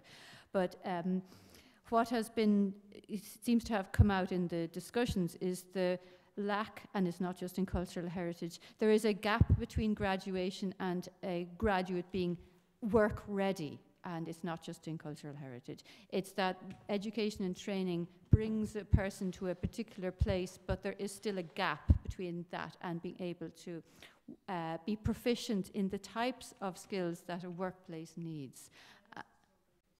Yes, well, yes, indeed, under Erasmus. And so for cultural heritage, there are many types of profession involved, but there are categories of skills that maybe could be dealt with and prioritized. And they are skills like communication skills. They are more practical skills that are what the Voices of Culture group called transversal skills. They're not the core skills that universities or the vocational establishments are trying to get across, but they're nonetheless vital to be able to pursue a career. And they may be skills like project management skills, that somebody suddenly is working for themselves and they need to manage their time and their risks and their money. So the categories of skills, one of the sets of recommendations of the report is that there could be a skills matrix which would deal with categories of skills, which would be filled out for each type of profession. So it's under headlines, for the people working in the profession to be quite clear about all of the types of things that education and training programs might need to consider if they want to produce a work-ready conservation architect, for example.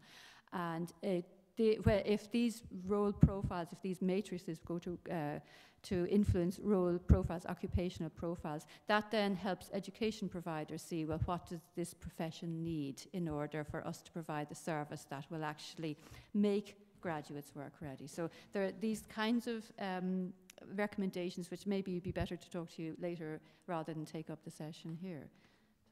Thank you. Any further questions? Yeah. I'm Ana Schöbel from the Spanish Cultural Heritage Institute.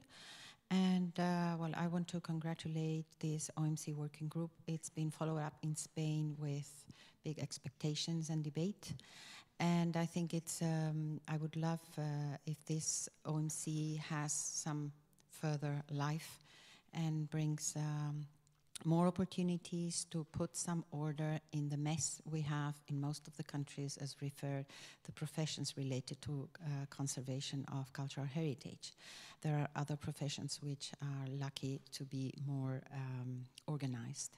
And in this sense, I want to just make a point on one specific subject which has been brought to this table and this morning also about the need to conserve traditional materials and traditional techniques.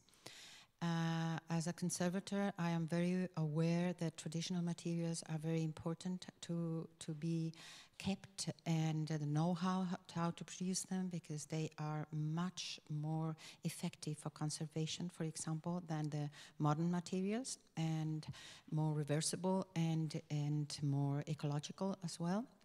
But traditional techniques is a bit more tricky from my point of view. And I have had a lot of experience working as a conservator with traditional craftsmen also. Traditional techniques were designed to keep heritage alive, to keep it in use. And I think Hannah has hit the point in this, because the difference between the protected assets and other types of heritage which are alive or in use is that we protect certain assets for the reason that they are valuable for society because they have information from the past, from a past that is gone forever. And the only thing we have still is these protected assets. So what is most important when we keep these protected assets is that we keep the information they bring from the past. And for that, we need to have very clear how to document and what is, as Hannah said, what are the specific aspects of those assets which have to be taken into account.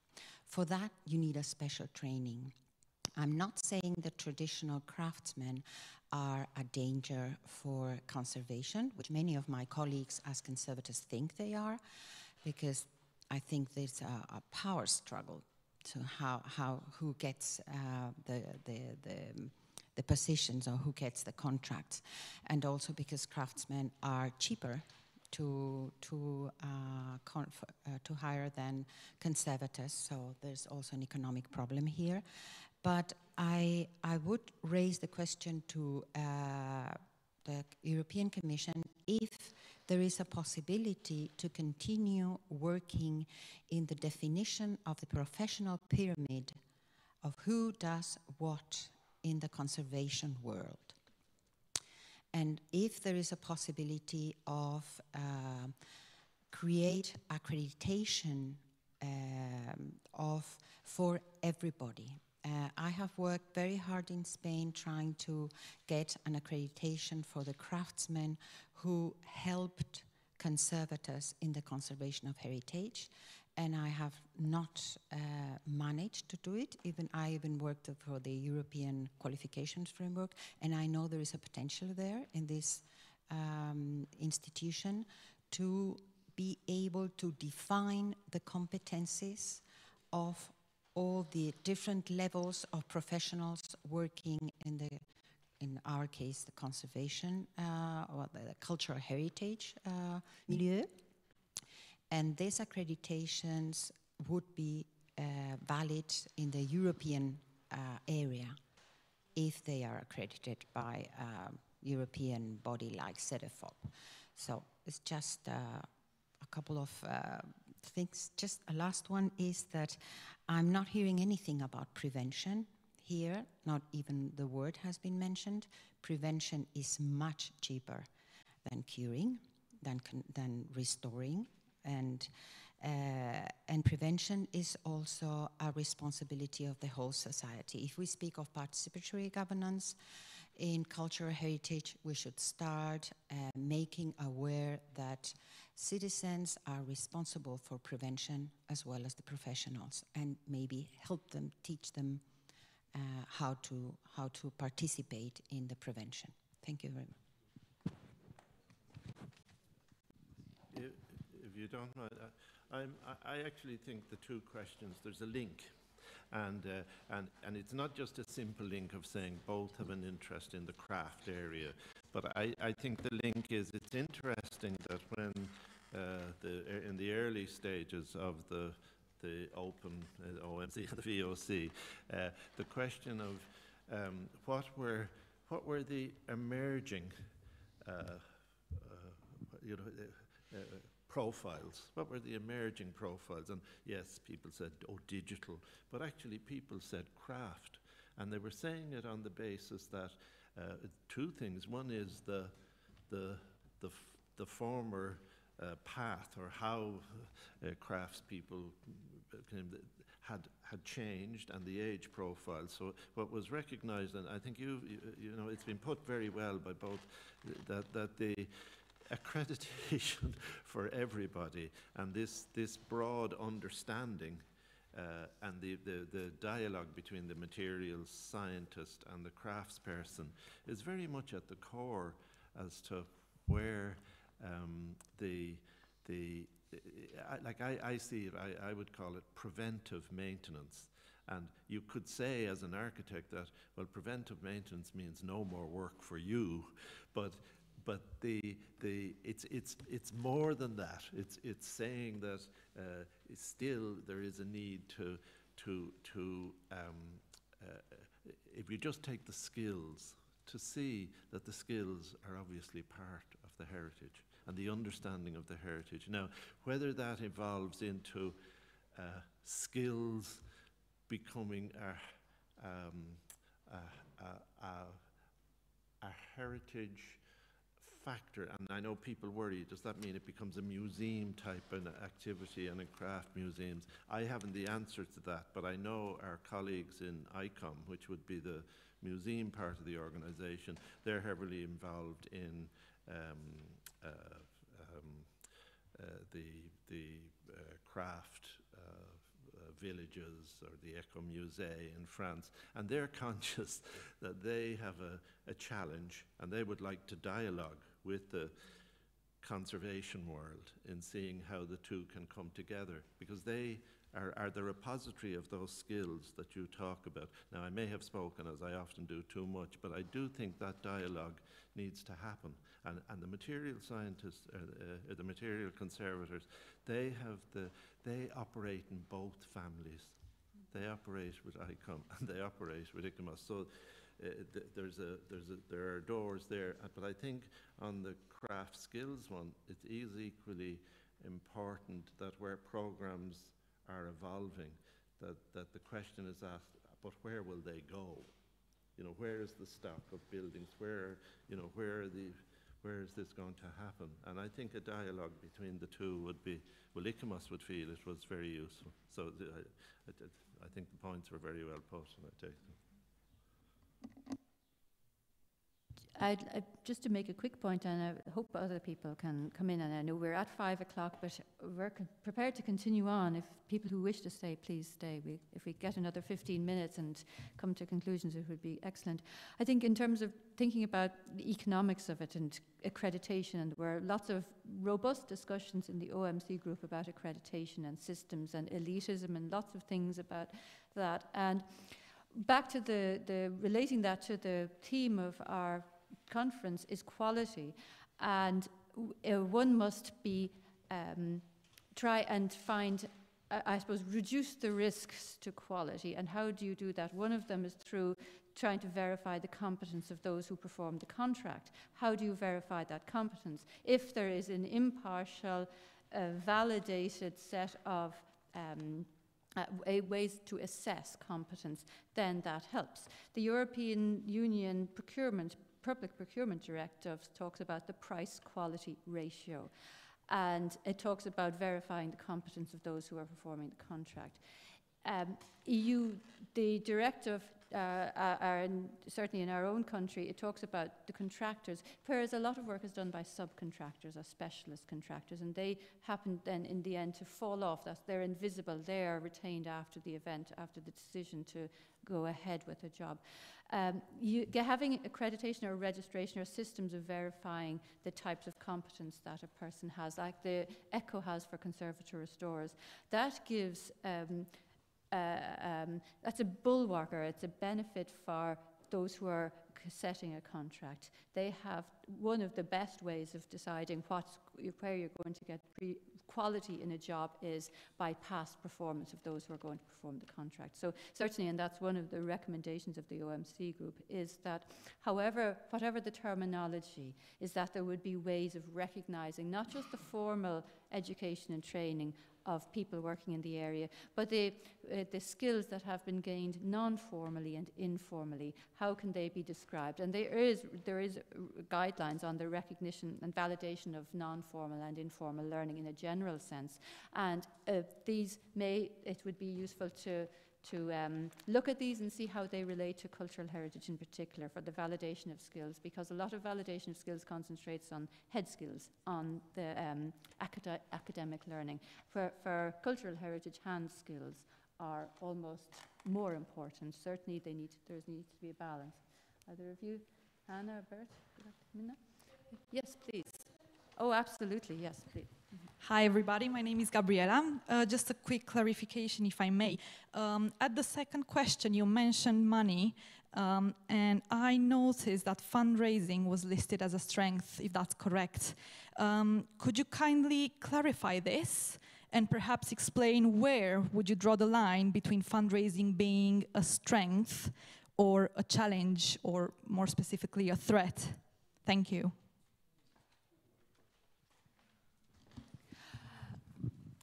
The ways of the strength or the potential for fundraising often is in crowdfunding, in looking for money outside the normal channels, which is now possible through digital media.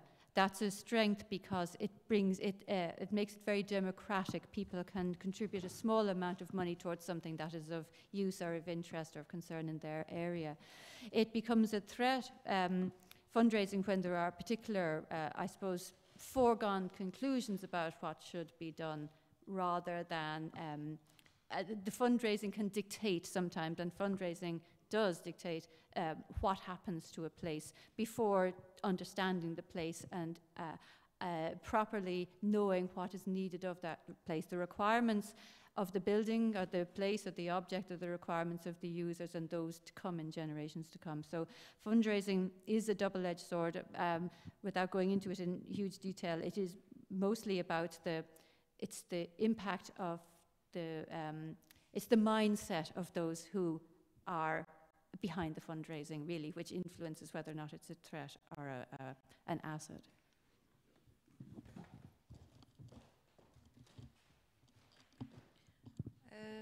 Just to add, I'm missing what I found. It was such a whole comprehensive session, so it's very difficult to, but I think we need to add a missing angle, which is a digital one.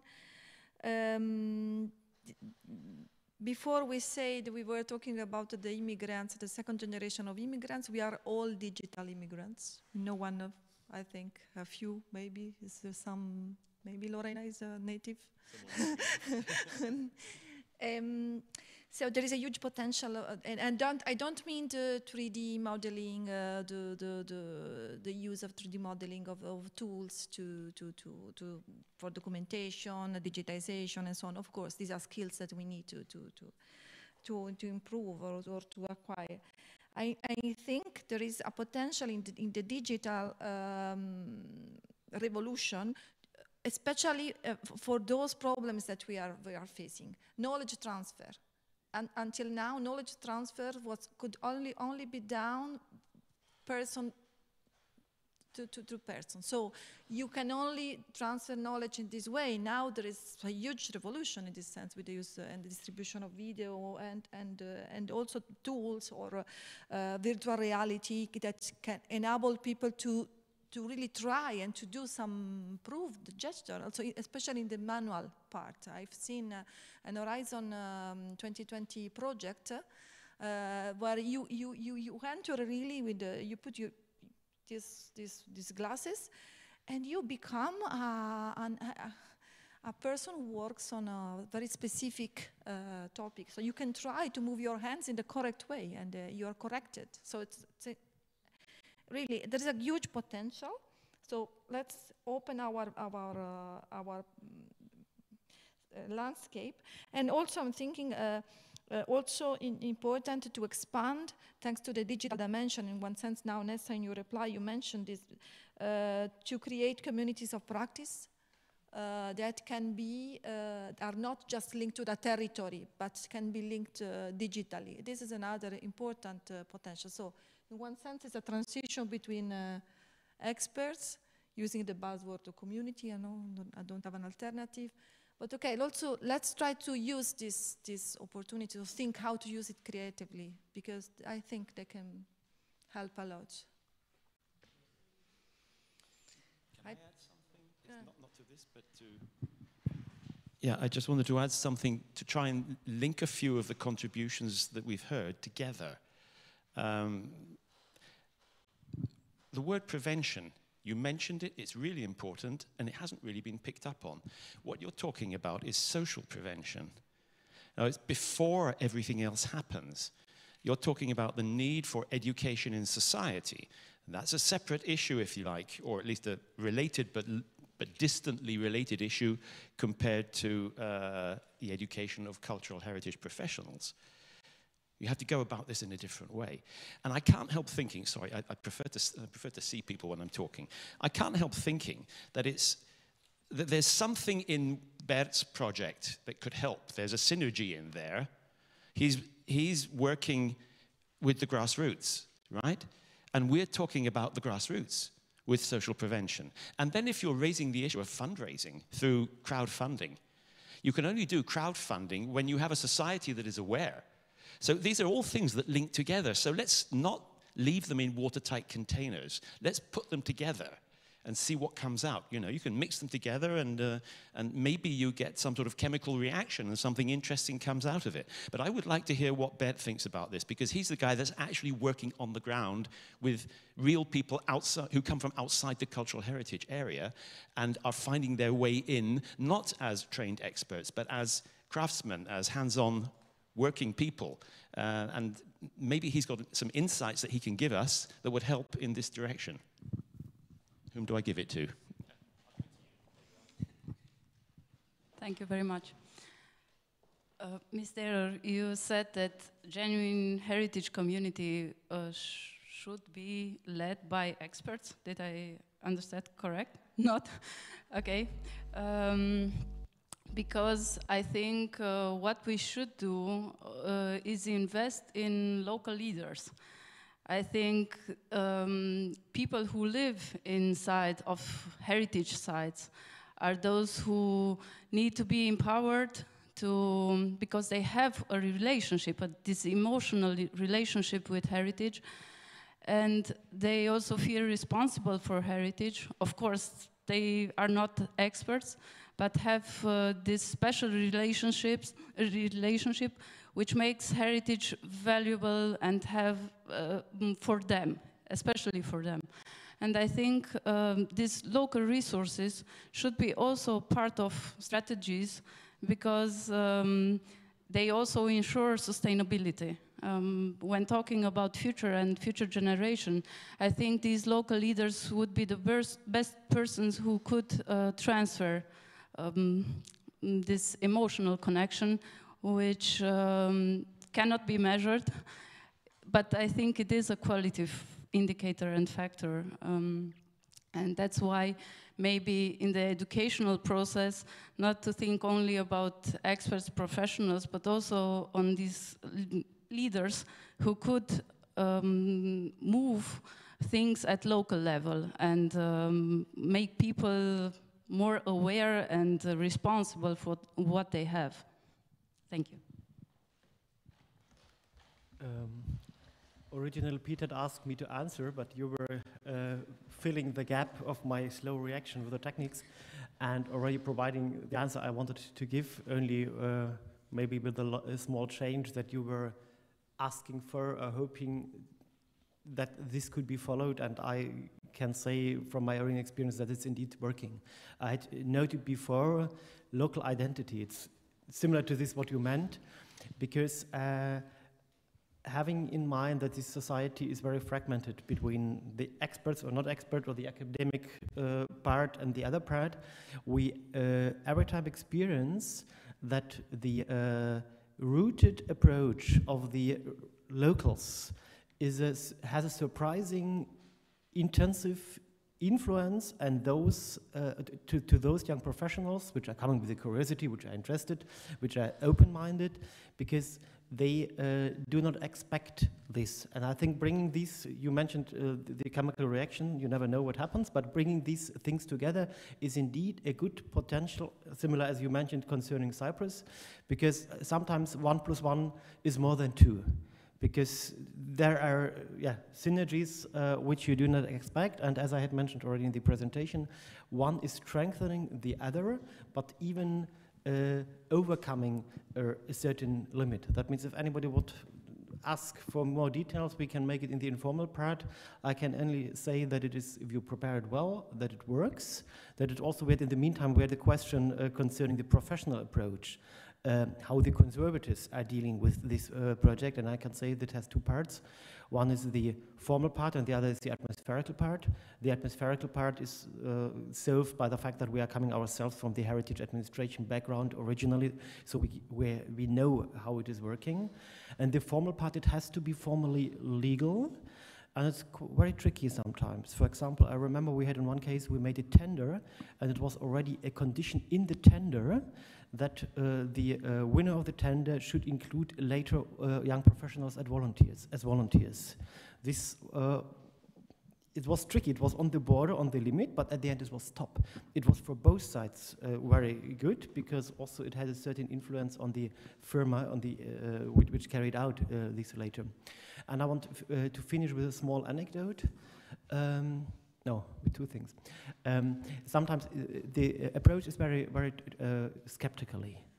And because there was volunteering is also maybe interpreted in a very unprofessional way.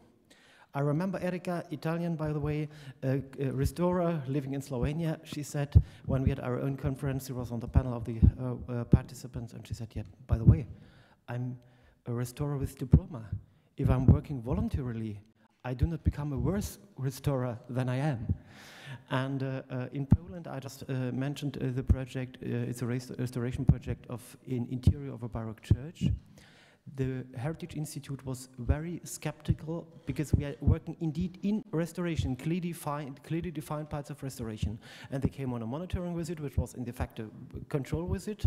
And then they said, if we would have known before that it's really professional. And as a result, they are hosting and will finance our annual conference about volunteering for cultural heritage.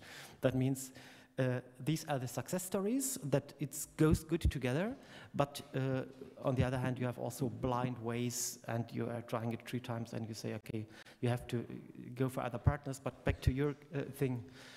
Local community, or let's say the enthusiastic drivers in the local communities, those are the key persons in all those directions.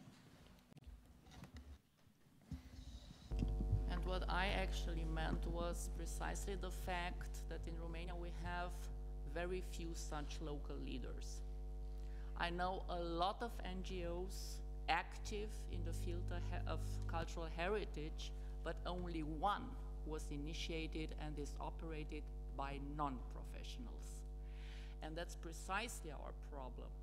We miss the partner that we may call society, local community, heritage community. It doesn't matter how we call it. That partner is completely missing. And what I was trying also to say was the fact that as an architect, I don't know how to create such a community. I don't know, a sociologist, an anthropologist, I don't know. But I am certainly unable to create such a community. So I need some help from another engine part I was talking of. And I will take the opportunity to say that the formula work-ready architect for heritage is frightening me. Yeah, it's like saying work-ready doctor. Sorry, I don't want to tax your patience or abuse your time, but I think I feel quite confident that the highest benefits to our sector of cultural heritage will come from strengthening, but truly strengthening, and applying an integrated approach. It is easier said than done. It's a kind of a word that it has been flying around in conference halls, but my limited experience, I taught a graduate students heritage economics, and I had architects, engineers, art historians, and archaeologists. It's amazing how difficult it is to get them out of their spectacles because they seek professional security in doing what they have been habitually trained to do. But to be able to get an archaeologist to realize that after they have discovered a heritage site, there is a management challenge, said, oh no, this is for the public budget. It's not my role to find the money. But you should be really integrated, and it should start from the beginning, the technical issues, the administrative issues, the governance issues, the business issues. I think this is the way forward, I think. Thank you. Do we have any other questions or potential solutions? And because this is what we have to try and come up with, or at least strands for the concluding remarks tomorrow, that we can illustrate that there are potentially routes towards solutions. One which maybe I'll let you come in just a second. The idea that we need to, in fact, for education and training, look outside the cultural heritage community, perhaps as much as look inside for the support, because who owns heritage and who manages it into the future? It has to be local people, local communities. It has to be local administrations. We cannot keep control. So that's a thought, but please ask her. Thank you. Thank you. I'm Leena Tokila from the Finnish Museums Association. So I come from the museum sector, and it's been very interesting to listen to this session and all the presentations you had here. I just have a very small comment on your initiative about the politicians and decision makers, because our association, we organized this a special week for politicians and decision makers, that we ask them to come to museums as a trainees in museum work. And that's been a very popular way of letting the politicians know what are we doing in museums, what is museum work all about. And it was very popular last spring, and now after the elections in Finland, we are going to arrange that again. So I do hope that we have a lot of politicians in our museums. So we are able to explain what we do and what kind of funding do we need and what they should do for us, how they should talk for us. That's kind of lobbying we do in our association, and maybe this is something you are looking for here as well. Thank you.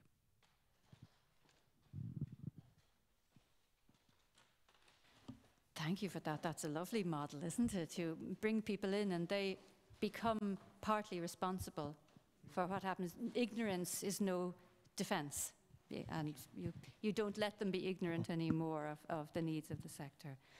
Now, I know we're running over time. We're meant to be somewhere else. But oh, sorry. Yes, please. Yeah. Okay. Yeah. I'm Sebastian. I'm a craftsman.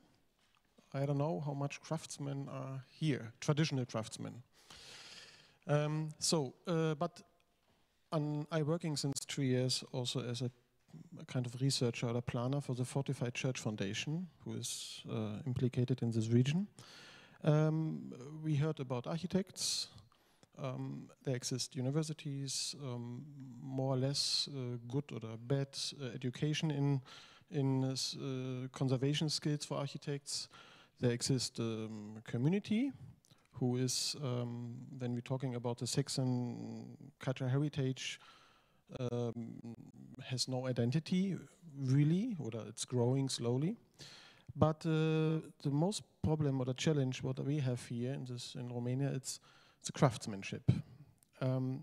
Even we don't have a really good or a formal modern craftsmanship in carpentry, masonry, whatever. And then, of course, it's missing also the craftsmanship in conservation or in this traditional field. If we have luck, we have a carpenter in the village who learned it from his father or giving to his son, but this is actually very luckful. So we have companies who has no carpenters. So we have good architects and good projects. We have researchers, but we have a gap, a really huge gap, and it will be in the next years, of craftsmanship who can really work on a monument site, even with European money.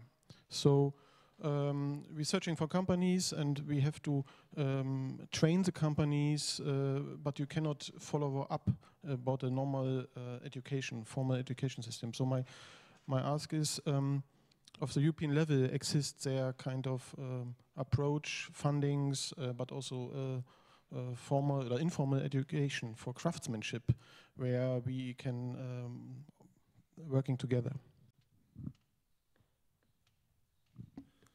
Thanks, Sebastian. We agree. It keeps emerging as the crisis issue, and I know Europe is looking at the model that Nessa spoke about of lifelong learning, and the other term, I don't know, is the term apprenticeship. Is that a term that you're familiar with? But in Ireland and UK terms, apprenticeship was that period that craftspeople went through. So in France, it would be the compagnon, and in different countries there would be different words for it, but it was the traditional route.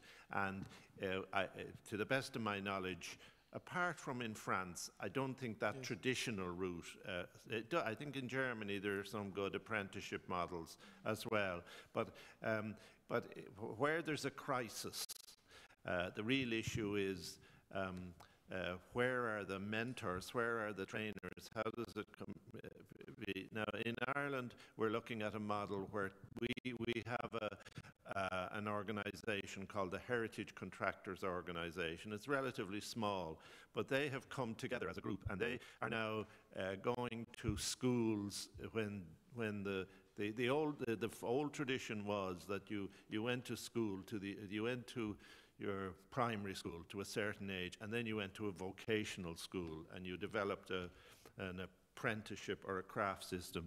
But so what the model they're looking at in Ireland is what they're calling a pay as you learn, or pay as you or earn as you pay.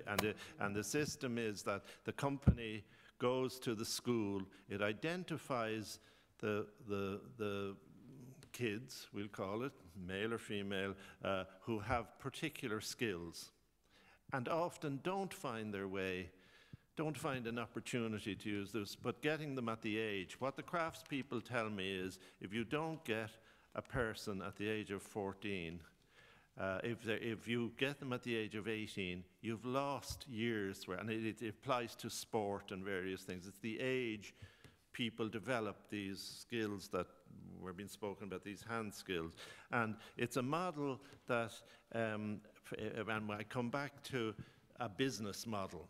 It's a business model which is having success, relatively speaking, success in Ireland. So I only say it, I'm not saying it can apply everywhere, but it's thinking of what do we do with school children who have this skill and ability. I'm from Germany origin, so I know this system, and it's missing. I think it's a Western Europe system. I don't think that it's bad or good, but it's missing in East Europe, because in East Europe this was non-formal, giving the skills from the master to the young person, and in West European countries, they make it kind of formal and institutional. So I know this, but exactly this is the, how you say, apprenticeship. It's paid. Yes. It's paid from the first year when you're starting. You get really low salary, but you get something. And then you have 3 years education in some skills, and then you can go to master and further. This is missing in Romania, and I think this is one of the biggest problem what we try to address. Maybe it's needed some schools or something in the future. Could I say, being very bold because I'm moderator, is it, in terms of concrete solutions, is it a potential solution that where European money is going to be granted to a project, that there would be a requirement that there would be a training element in the project?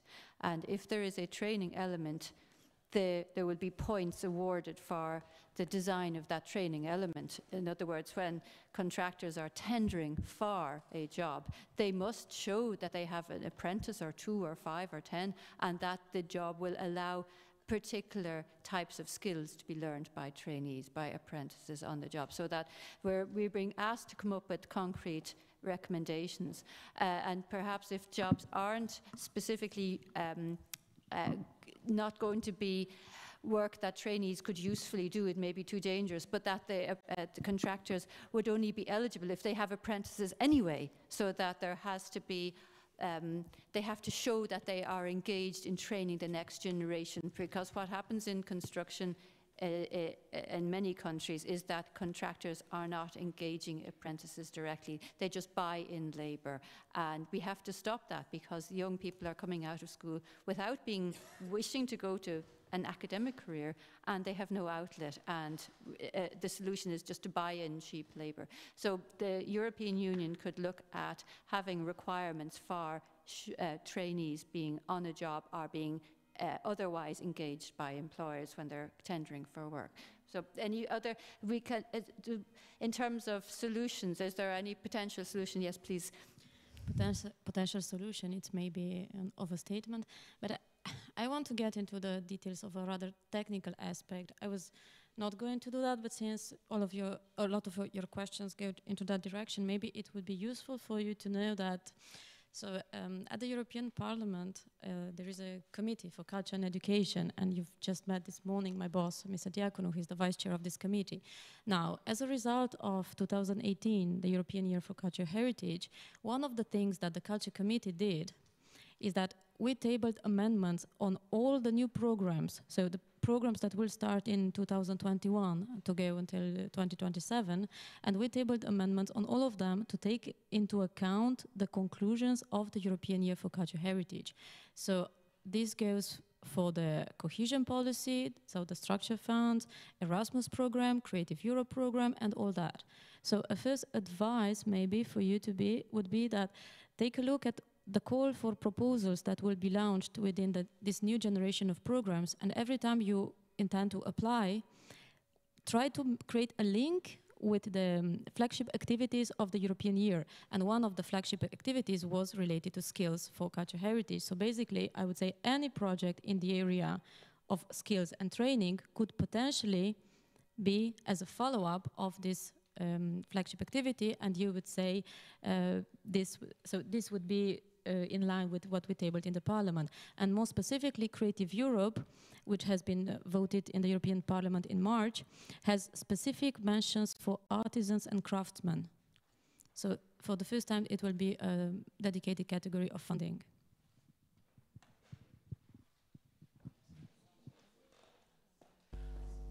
It's everything very nice. It's wonderful. But once again, when it comes to really doing the research, conceiving the design, and then implement it, we have impossible deadlines.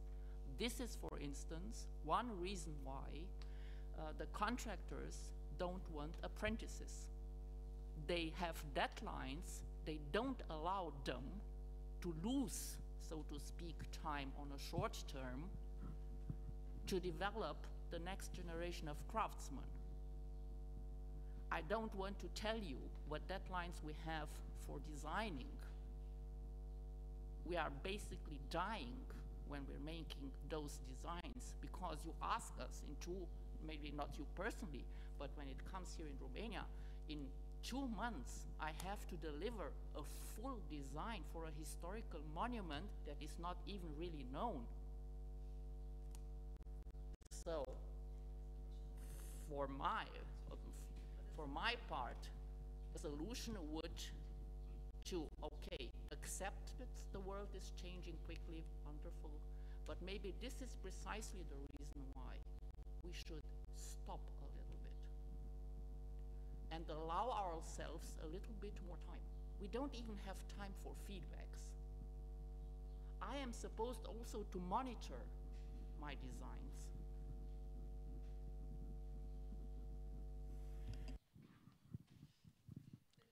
So just one thing, you asked for suggestions. So I'm just limiting myself to a suggestion on the basis of the question you asked, and picking up on the thing that Paul mentioned earlier on in his very first presentation, which was the fact that we need more mentoring. And Paul, you limited it to the last 10 years before retirement. So my suggestion is, why do we not put in place some form of program to enable retirees to mentor with some funding? Simple as that. Yes, thank you. And in fact, the Irish Architects Institute is putting in place a similar program for retirees. They must do it, they must wish to do it. But if it's somebody is still in employment or still practicing their profession, they have obligations under continuing professional development, and they can maybe fulfill some of those points they need annually by mentoring. If somebody's retired, then it is up to their goodwill, perhaps. Well, what I want to do is encourage people who would otherwise just retire and say it's not worth my while, because we know that there are bureaucratic hurdles to all sorts of things. And once you've retired, you can't do this and you can't do that. So we need simplifying mechanisms that would enable people to continue doing this without losing their pension rights, maybe no longer being entitled to sign designs, architectural designs, because they are officially retired, but not to lose the skills. Because, you know, if we have a situation where we've got people who are no longer working, but they have the skills, and we have another situation on the other side where we have a large area of skills that are missing and people that we ought to be able to train, it does seem to make sense to try to put the two of them together. And if the only obstacle is one of bureaucracy, then I would say that it's the bureaucracy that has to reform, not the people. Absolutely, yes. Thank you. That's a very useful comment to make, because it is the age pyramid is with people who are retired and who are available to help, and who, as Paul said, the intergenerational, the gap, they may be better placed to talk to somebody of 18 or 20 or 25 than the parents' age. So Bert, you want to say something? No. Okay, that's great. Unless other people would like to come in or come back again or have other possible suggestions, we better finish up and let everybody have a little bit of breathing space before our next destination, which is, I think, dinner, which is obviously I'm sure everybody will like. Thank you all very much. I think we will have to, the few of us will see what else we can draw out of what was discussed here, because I think, yes, Hannah, deadlines, the fact that there isn't time allocated in projects and the scheduling. So time obviously being money, so in public procurement, the allocation of time for doing things like training, where somebody has to spend more time, that's absolutely vital. And I think these are very useful recommendations to bring forward to the general conclusions tomorrow. Okay. With regard to public procurement, I think we need to get out of the isolation of imagining that the European directive is functioning properly. It's not. I know several countries where the quality issue is not taken into consideration at all. This directive has been transposed in at least 2 countries where I work to mean only one thing. You get it, you get the contract if the price is the lowest. And the quality is not being applied, and I think we really need to go back and put pressure on in the Commission to make sure that this is revised at national level in the transposition to the national legislation. Absolutely, I would agree. It's mentioned in the quality document, and we investigated. Of course, this thing, it's a national decision, unfortunately. So, it's a decision in the transposition at national level, or an option. An option to do that. So we did it. There is a mention, you find it in the quality document.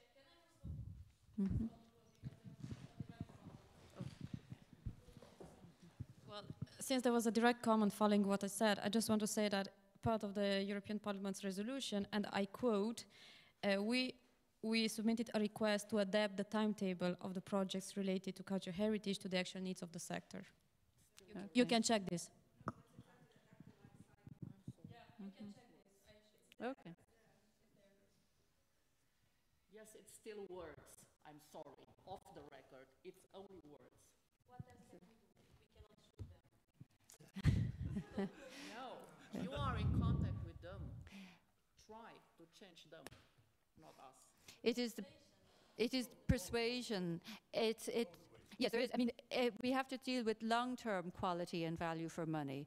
Short-term quality is looking at the bottom line, the cheapest, get it done the quickest. But these aren't the proper considerations. So from the economist viewpoint, you need to have the results, the outcome functioning over time for those for whom it was intended.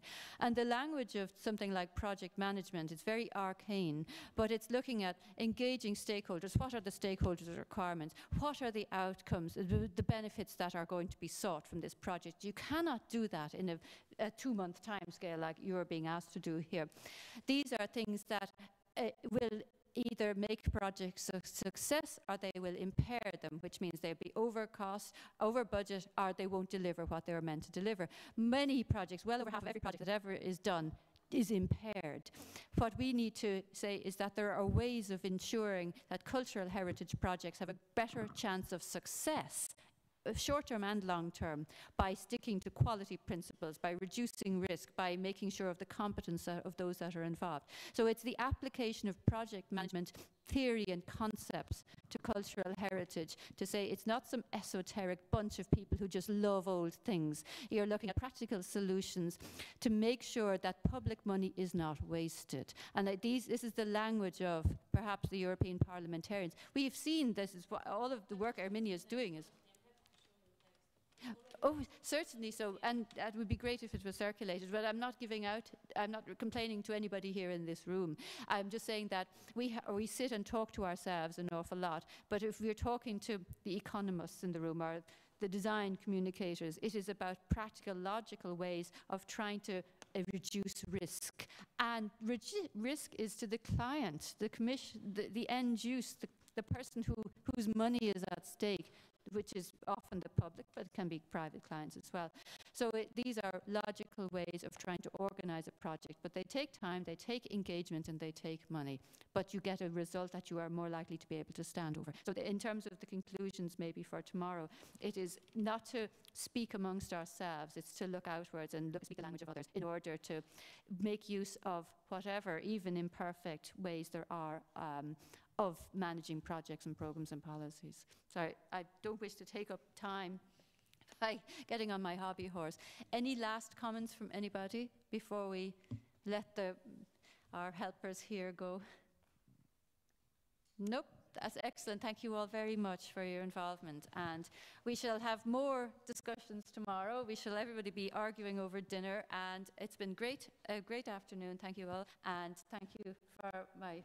Yes, Hannah. Thank you to Armenia, Bert, to Hannah, and to Paul, and thank you very much for aiding us. And over in the corner to Ioana. Ioana, thank you very much. I have one more thing to add, a logistical aspect. So, for whom wants to go with us to the Sacred Music recital, which is in the lower town, we are meeting in front of the clock tower at 6. The clock tower here. Yeah. 6 o'clock. Yes.